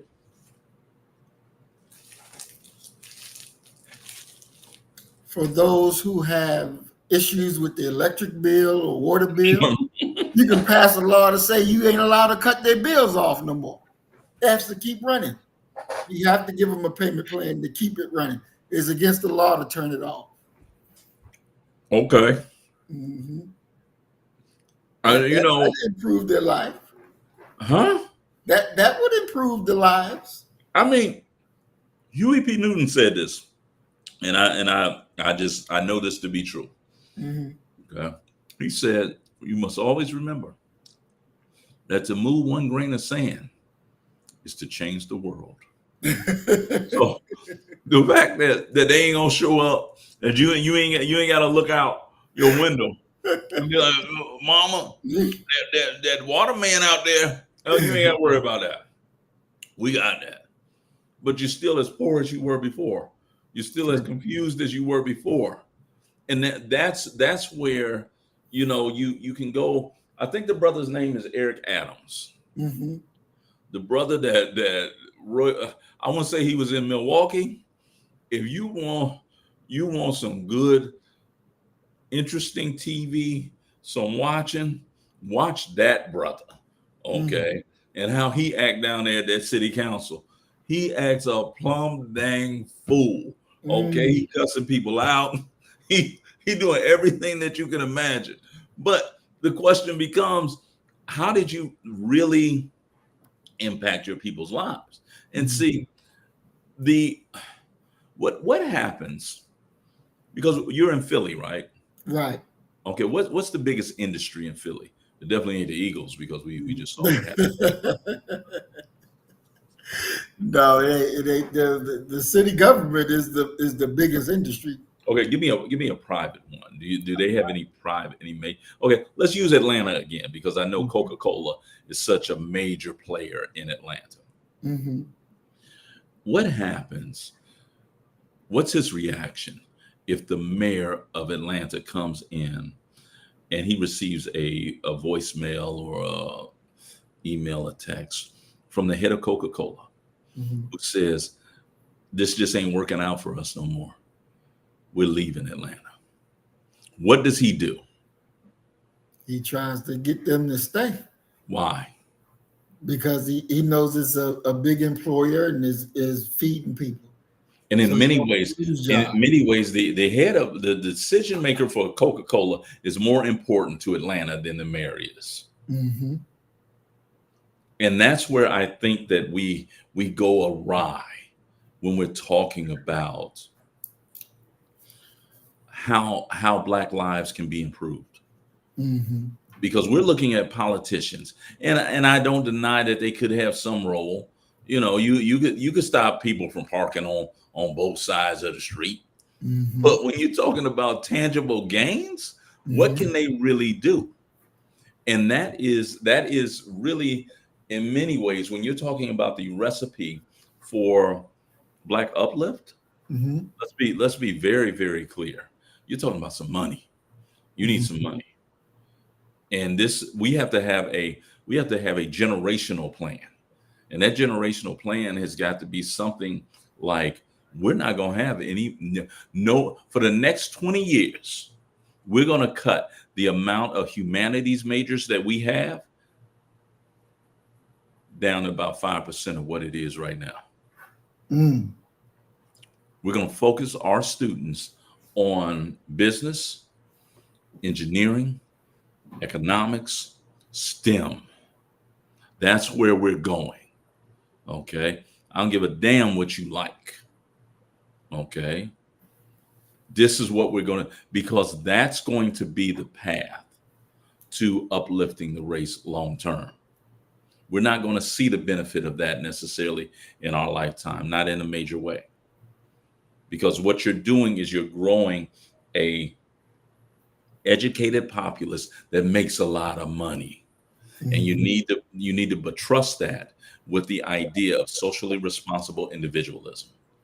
That, yeah, it's cool that you go get that house, you go get that. Nobody's telling you not to do that, but you can't leave the have-nots in the dust.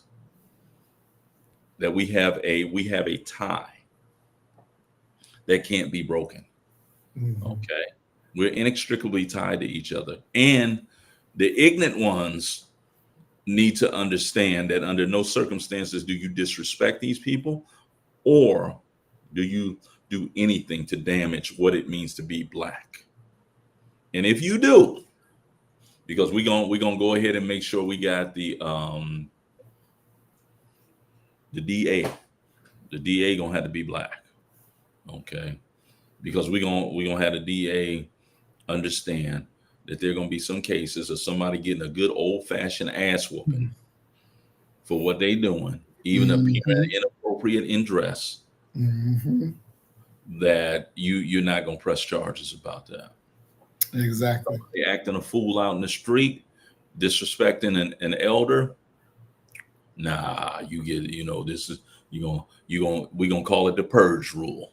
That if you see something like this happening, you can feel free to address it, my brother. And in time, you're probably not gonna even need the police. Exactly.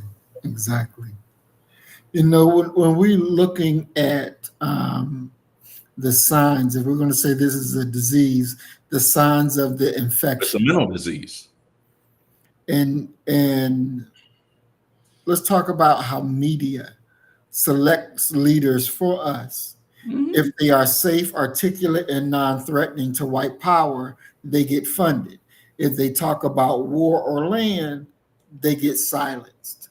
Now, it was very interesting to me. We're going to look at this one, Martin Luther King, because, at one point he was America's darling. He was the safe Negro. He was just dealing with integration.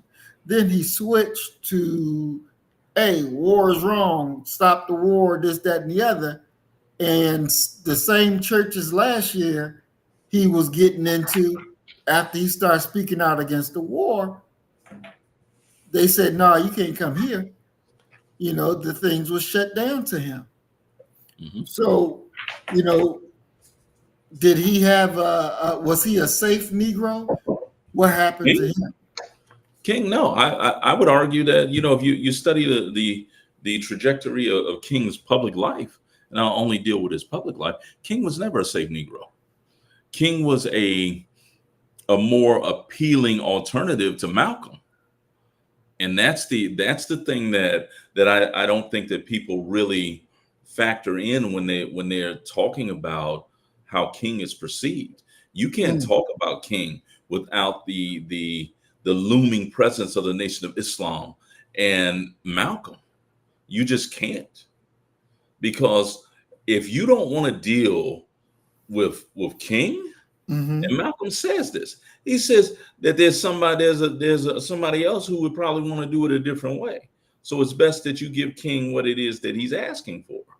Okay, O.C. Davis, if you ever watch it, it's the best documentary on Malcolm. Make It Plain.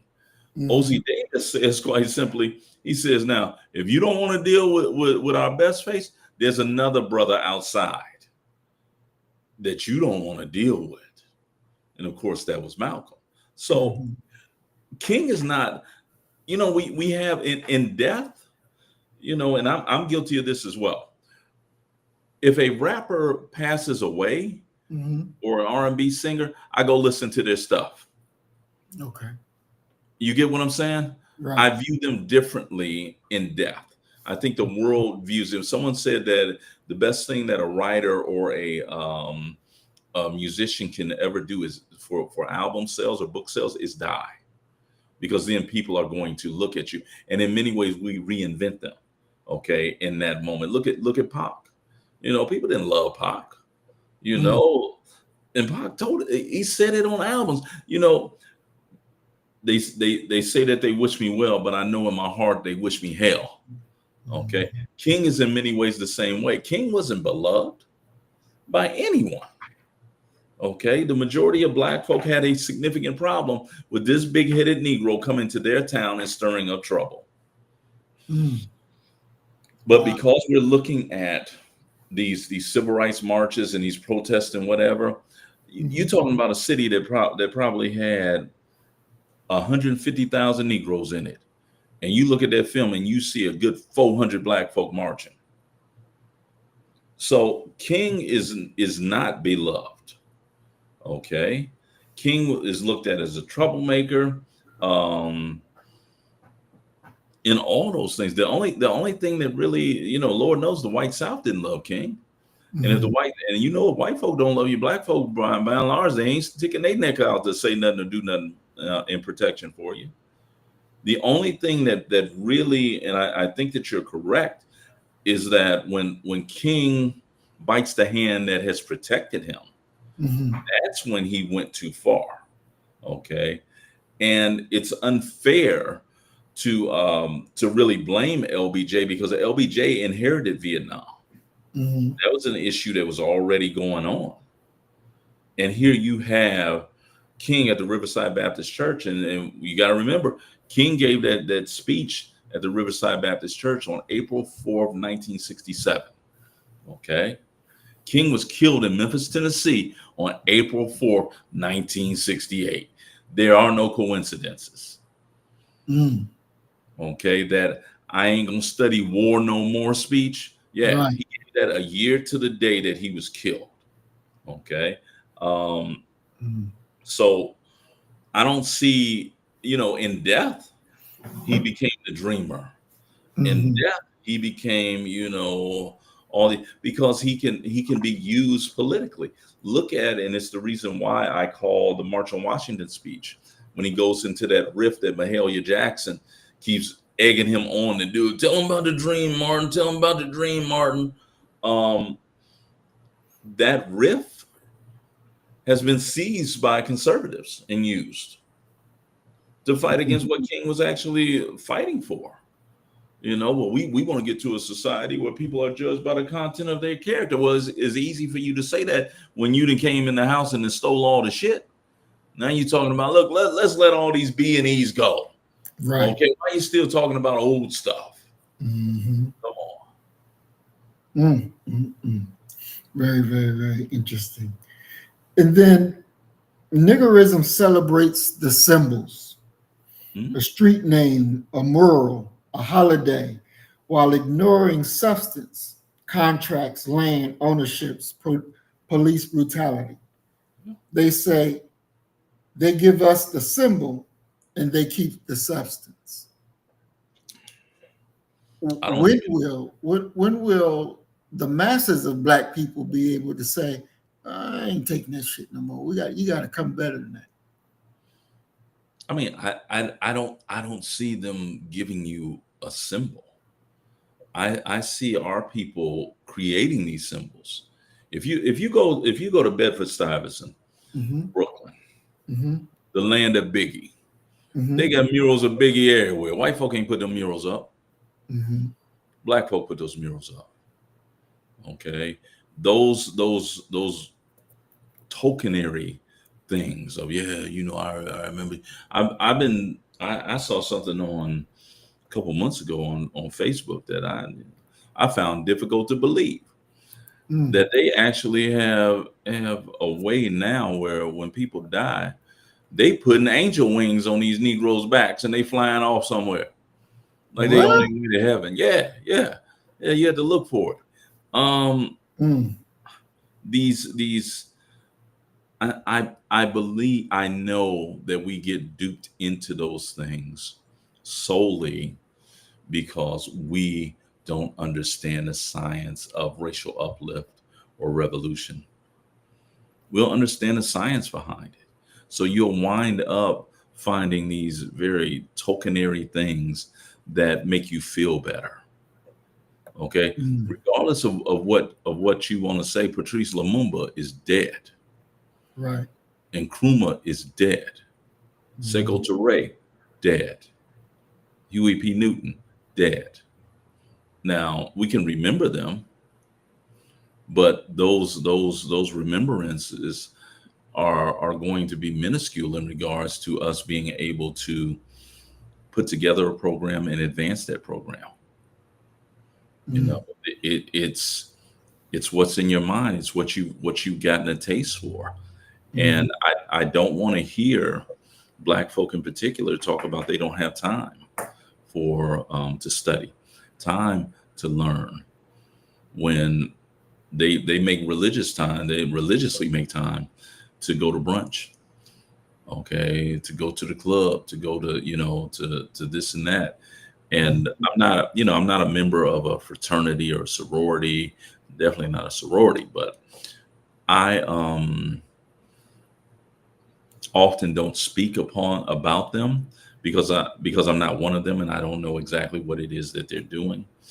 But I see a whole lot of Negro tribal ring stomping going on.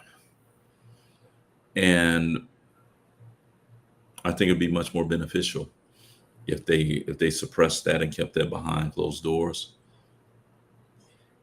and start putting out videos talking about what their organization really stands for. Instead of just jumping around, you know, you got who's the cats that do the little shimmy, you know, the Q dogs jumping all around, hopping around to Atomic Dog. But what do you stand for? You know, it reminds me in many ways of one of the worst things that history has done for the Black Panther Party. Show them with those guns and those berets and those black leather jackets. What was their ideology? What did they stand for? Okay. What is dialectical materialism? What is intercommunalism? You don't know, but you do know. Oh yeah, and them brothers look sharp. They look sharp. You know, denigrating people like Angela Davis with all that she's accomplished and written and said to a hairstyle. The symbols, you know, it's cool to remember and acknowledge them. I got some symbols around here. But that doesn't preclude me from sitting down at least 4 to 5 hours every day and writing. Right, definitely. I want us to look at one of the speeches you don't like. I'm not gonna say you don't like, but the outcome or the disagreement that you have with Malcolm over the house nigga in the field. Oh man. No, you know what, man? You hit me last week with Donald Trump trying to say that I was the one supporting Trump when you know it was you supporting Trump. Okay. I need you to unearth that tape because you was the one that was doing that because you did not want Kamala to be the president. And he jumped on the other side and he was a Trumper. He was a Trumper.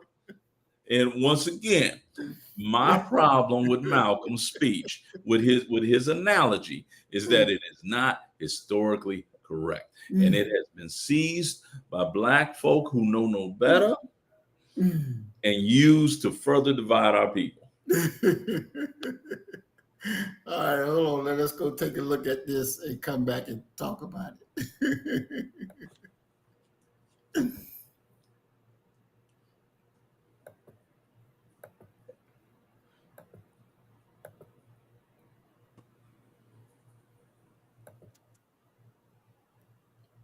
To understand this, you have to go back to what young brother here referred to as the house Negro and the field Negro back during slavery. There was two kinds of slaves. There was the house Negro and the field Negro. The house Negro, they lived in the house with master. They dressed pretty good. They ate good because they ate his food, what he left. They lived in the attic or the basement, but still they lived near their master. And they loved their master more than the master loved himself. They would give their life to save their master's house quicker than the master would.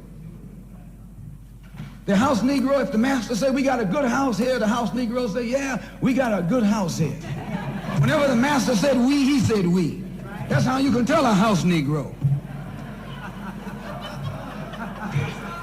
if the master's house caught on fire, the house Negro would fight harder to put the blaze out than the master would.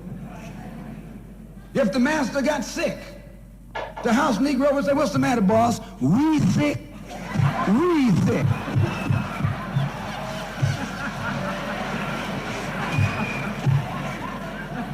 He identified himself with his master more than his master identified with himself.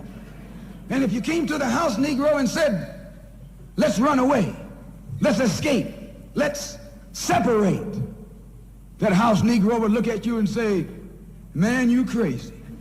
What you mean separate? Where is there a better house than this? Where can I wear better clothes than this? Where can I eat better food than this?" That was that house Negro. In those days, he was called a house nigger. And that's what we call him today, because we still got some house niggers running around here.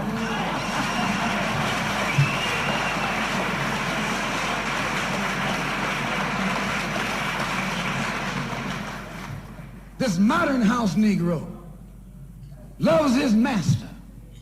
He wants to live near him.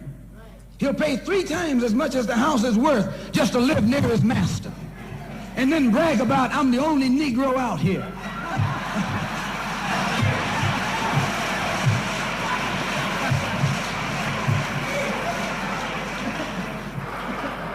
"I'm the only one on my job.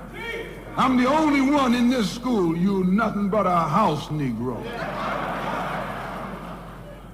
And if someone come to you right now and say, "Let's separate," you say the same thing that the house Negro said on the plantation.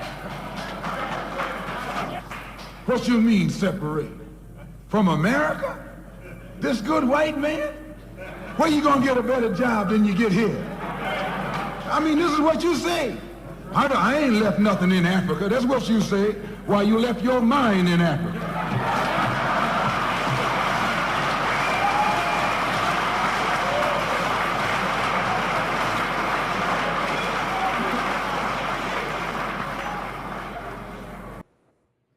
On that same plantation, there was the field Negro. The field Negro, those were the masses. There was always more Negroes in the field than there was Negroes in the house. The Negro in the field caught hell. He ate leftovers. In the house, they ate high up on the hog. The Negro in the field didn't get nothing but what was left of the insides of the hog. They call them chitlins nowadays. In those days, they call them what they were, guts. That's what you were, a gut eater. And some of you all still gut eaters.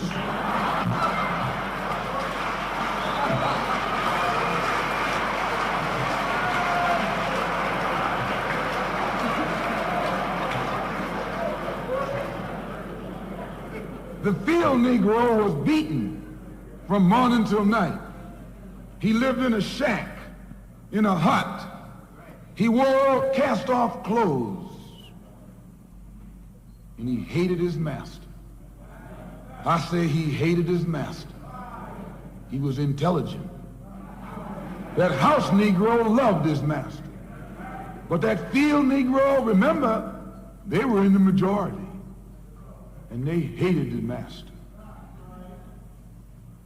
When the house caught on fire, he didn't try and put it out. That field Negro prayed for a wind, for a breeze.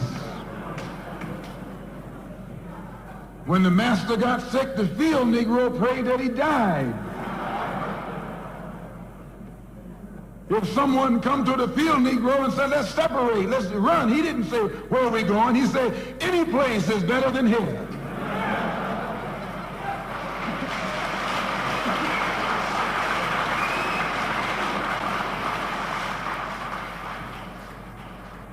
You got field Negroes in America today.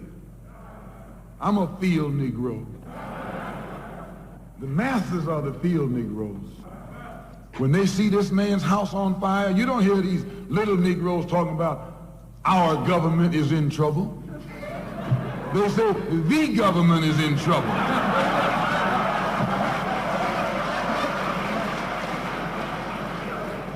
Imagine a Negro, our government.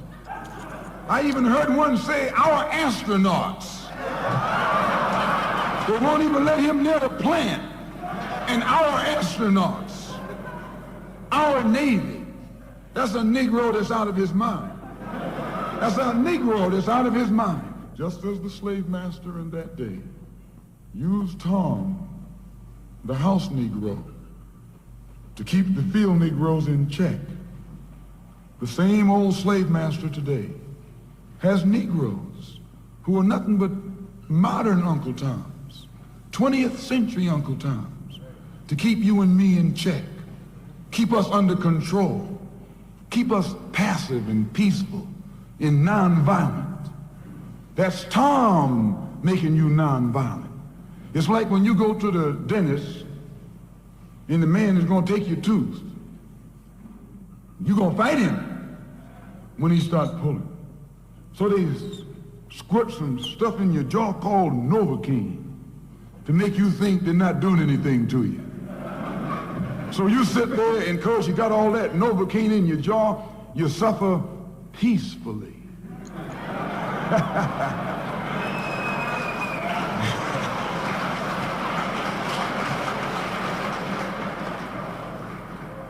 Blood running all down your jaw, and you don't know what's happening because someone has taught you to suffer peacefully.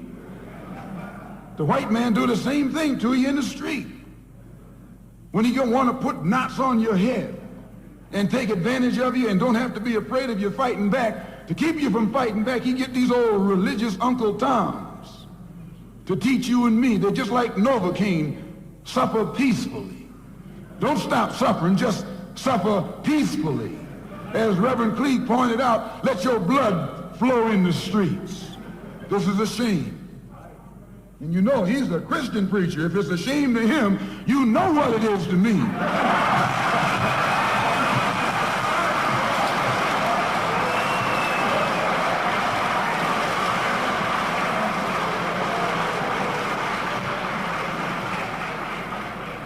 Because nothing in our book, the Quran, as you call it, Quran, teaches us to suffer peacefully. Our religion teaches us to be intelligent, be peaceful, be courteous, obey the law, respect everyone. But if someone puts his hand on you, send him to the cemetery.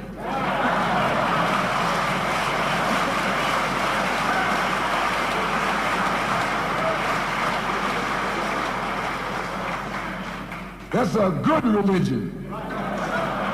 In fact, that's that old-time religion.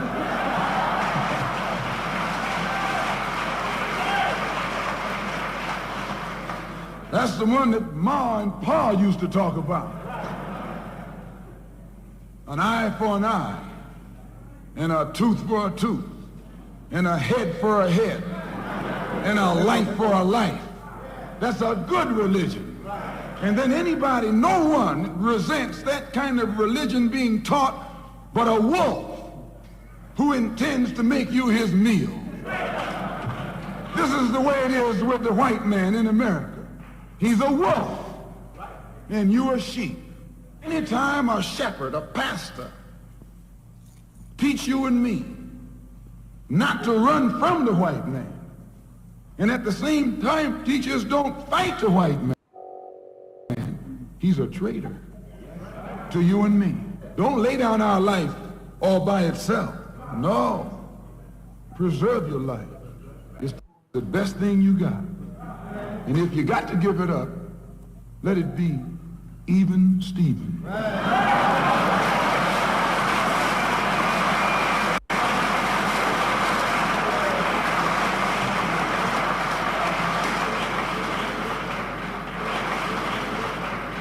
The slave master took Tom and dressed him well and fed him well and even gave him a little education.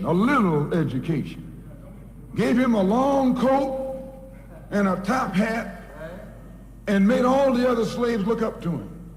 Then he used Tom to control them. The same strategy that was used in those days is used today. by the same white man. He take a Negro, so-called Negro, and make him prominent, build him up, publicize him, make him a celebrity, and then he becomes a spokesman for Negro and a Negro leader.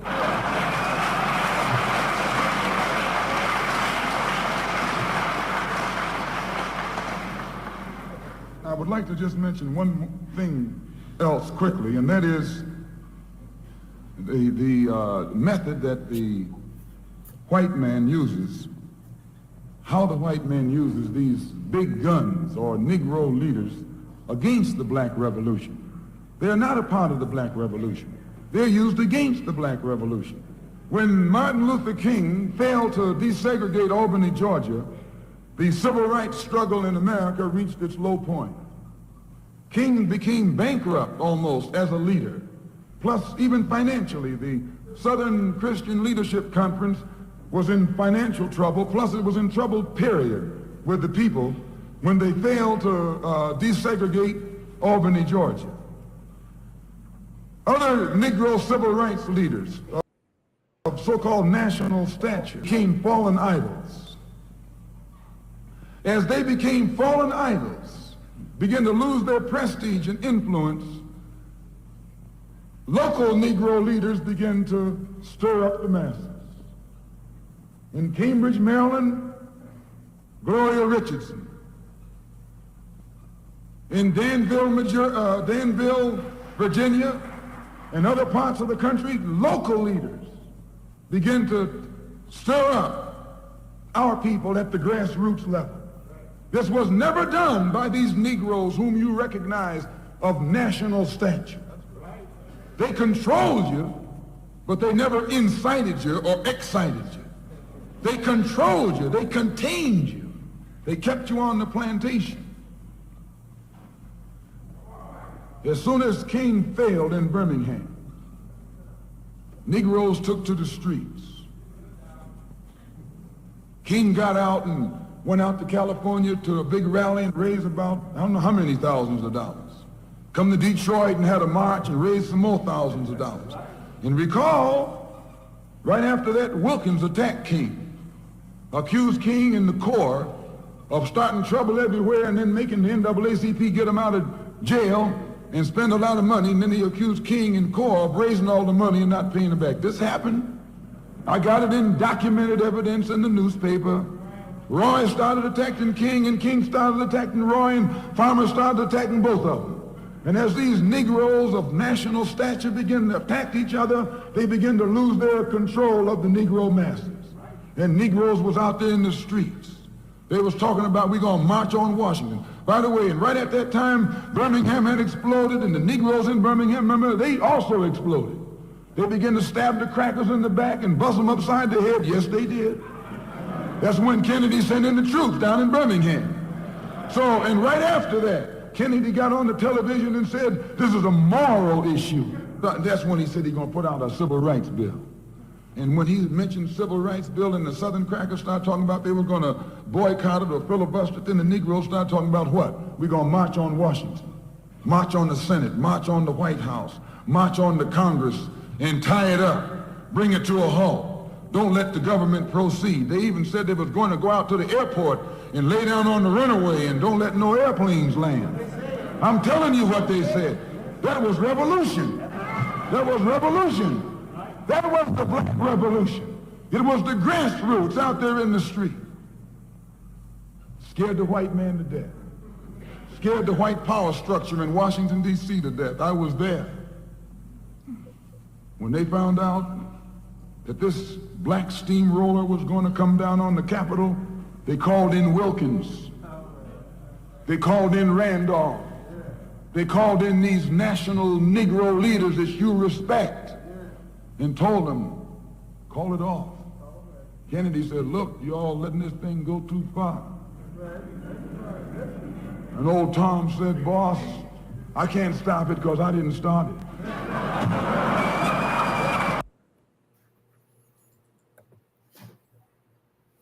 All right, so that was Malcolm, House Negro, Field Negro. And we're going to have to do a part 2 because I went and got from our last conversation some of these old house niggas, Jim Clyburn, David Scott, Sanford Bishop, Hakeem Jeffries, and we're going to break these house niggas on down and see exactly what's what. But just a quick recap, because we were summing up, we're over our time. But Doc, even when he was explaining the house nigger and the field nigger, to me it was like he was given definitions of what these roles and how they respond. So by definition, you will look and be able to point out who's who, not necessarily because he in the house and he's in the literal field. You could be in the literal field, but you fit this description of what the house nigga is. See, that's how I took it, not necessarily saying if you live in a house, you're the house nigga. But see, if he had presented it that way, I wouldn't have a problem with it. But the fact that he's talking about a historical occurrence in reality, that's where my problem comes in. I understand, obviously I understand what Malcolm was trying to say and what he was trying to do, but he didn't say what you just said. And that's the issue. I mean, if you go back and you look at Nat's rebellion in Southampton, Virginia, it had been compromised several times by some field nigga. You get what I'm saying? Right. So think about being a young girl in a who's the sister that was in the house? Linda Brent. Okay, Harriet Jacobs. She's 12 years old working in the house. Okay, mulatto girl. The owner finds her attractive, and she says, everywhere I turned, he was there to say something disgustingly sexual to me. So, and we know that many of the quote unquote house slaves also were known for poisoning their masters. So if he had said it the way that you said it, I wouldn't have a problem with that. But because he didn't, and I'm listening to what he said, not what he meant, not what he intended, not what a person with common sense would be able to deduce from what he said. Because I understand and recognize that common sense ain't all that common amongst our people. True. So they will take it, they become literalists at that moment. And it does a lot of damage in regards to being able to discern who is a quote unquote house nigga or a field nigga. When you look at it, is the standard for being a house nigga having a prominent political position? Because that's what, if you're not careful, is being espoused. You get what I'm saying? Right. Versus a house nigga being somebody who's out here robbing, stealing, raping, acting like they, bad Leroy Brown and disrupting everything in the community. That to me would be somebody who's a house nigga, according to the character traits of not uplifting Black America. And that's where my problem begins and ends with Malcolm's analogy. Okay. Perfect. All right. Well, we're going to go ahead and shift into closing comments, and hopefully we can come back and deal with this subject before next Saturday, because I would like to finish it up. But yeah, so Doc, closing comments, can you also address if there was to be a civil war in America, whites versus blacks, should the black kill the house nigga first, or the ones who are in this niggerism, they have this disease? Do you kill them first, or do you kill the ones who come in and kill you? Or do you kill the ones that what? Or do you kill the white folks that's coming to kill you first? No, you need to clean up the house first, because those flaws within the house are going to in every way endanger everything that you're trying to do. Mm. So if you have a reliable way of discerning who's who's going to betray, you know, then you need to address that first.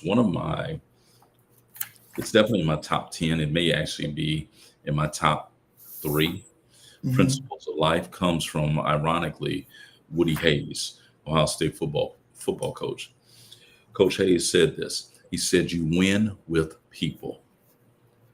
And so the idea of surrounding yourself with good people who are committed to what it is that you're doing is immeasurable.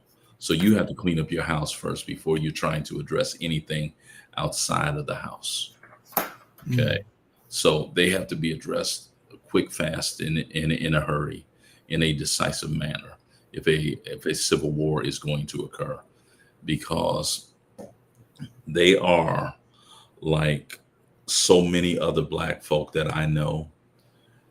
They're too poor. And when I say poor, I'm not just talking about economics. I'm talking about morality. I'm talking about intelligence. I'm talking about smarts. They're at such a deficit in those areas that they don't have the ability to be loyal to anything. So Mm. as soon as an entity comes, and this is what we often see with African leaders, as soon as an entity comes and is able to offer them, and I mean them, not the people, but them, enough resources to alleviate all the pain and struggle and uncertainties economically in their lives, they take it, because they're too poor in so many areas to stand up for their people. And that's a shame for our people. But we see it happen every day. How many African leaders have we seen deposed, and all of a sudden this Negro appears in Switzerland in a damn mansion? Yep. You know, he can't go back home to his homeland, but he good. You And good. so without that commitment and integrity to a higher cause, there's nothing you can do with those people. Those people are, number one, a loss for you, and they are going to, in every way, sink whatever ship that you have going, because they never intended from the very beginning to do anything together. It's kind of like, and I'll end with this. It's kind of like what a boxer said about Don King. He said, "Now you can get rich with Don King." He said, "You can make Mhm. some money with Don King." He said, "But the problem is he's going to make money regardless if you do or not." And Mm. that's what they are. They're always looking out for themselves first. Now, if we all can reach the shore, and and I get mine, okay, I'm good with that. But if me getting mine means that we don't reach the shore, I'm good with that as well.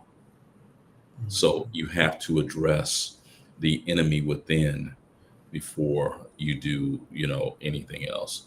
And I just hope that the development of the system, or the evaluation criterion to determine who is for the people or against the people, is accurate. Exactly. Yeah. Exactly. Exactly. And Doc, and that's the thing that I know that this conversation has to get into, because just because somebody say, "Oh, that's just a nigga," because you don't understand what he's going, you don't understand what he's doing, you don't understand what's going on. So in your limited understanding, you may think he's something that he's really not. hmm And you're going to make crucial life and death decisions that will Mhm. impact Black folk for generations, based Mhm. upon limited information. And Exactly. that's truly frightening and unfortunate. Exactly. Exactly. Wow. So yeah, we're going to get back into it, because this is something that has to be understood. Yeah, I And mean, if you want to do something this week, let's do it. okay. I'm not on duty this week, So, Okay. So we can do something. I'm gearing up. Thanksgiving, brother. You know, and I'm getting my menu together. You know, I went and bought my Uncle Lou's triple clean chitlins. Like about 20 pounds of that. I'm gonna go in the back, you know, because I ain't even got to go in the back because I know my wife is listening to this right now. So this is her you know, her notice that this week she gonna be cleaning chitlins. You know, and I want them clean, right, and exact. Okay, I'm gonna get it, you know, get it right, girl. That's what I'm talking about. You know, I'm gonna have to make some potato salad so I can cut some of that grease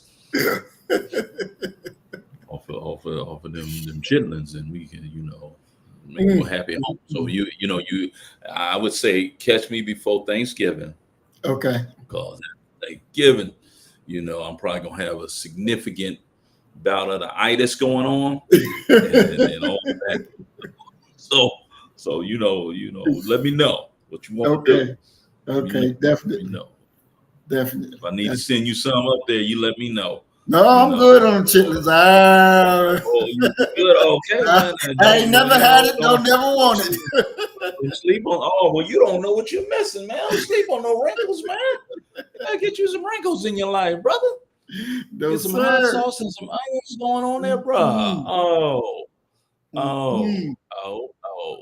Yeah, that's what I'm saying.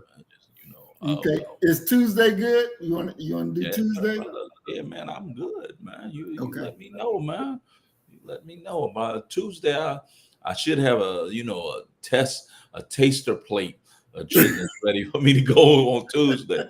I'll eat them on you know, on screen if that's what the people want. You got to get the people what they want. Let me know. Let me know. Those who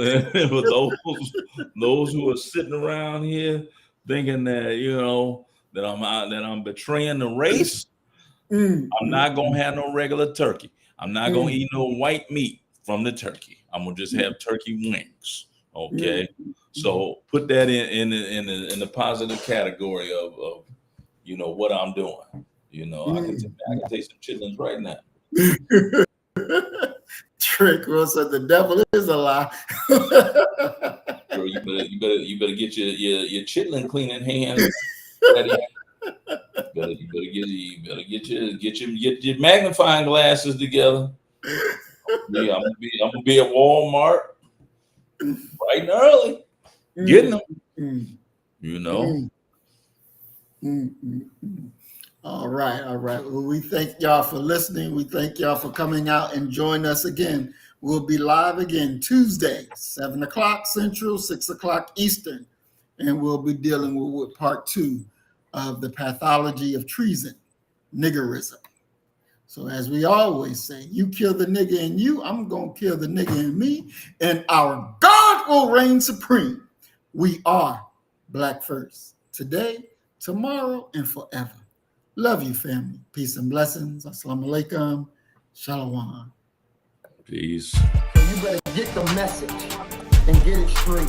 You're going to need some bridge work. It's simple as that. Because we're living in judgment. We're living in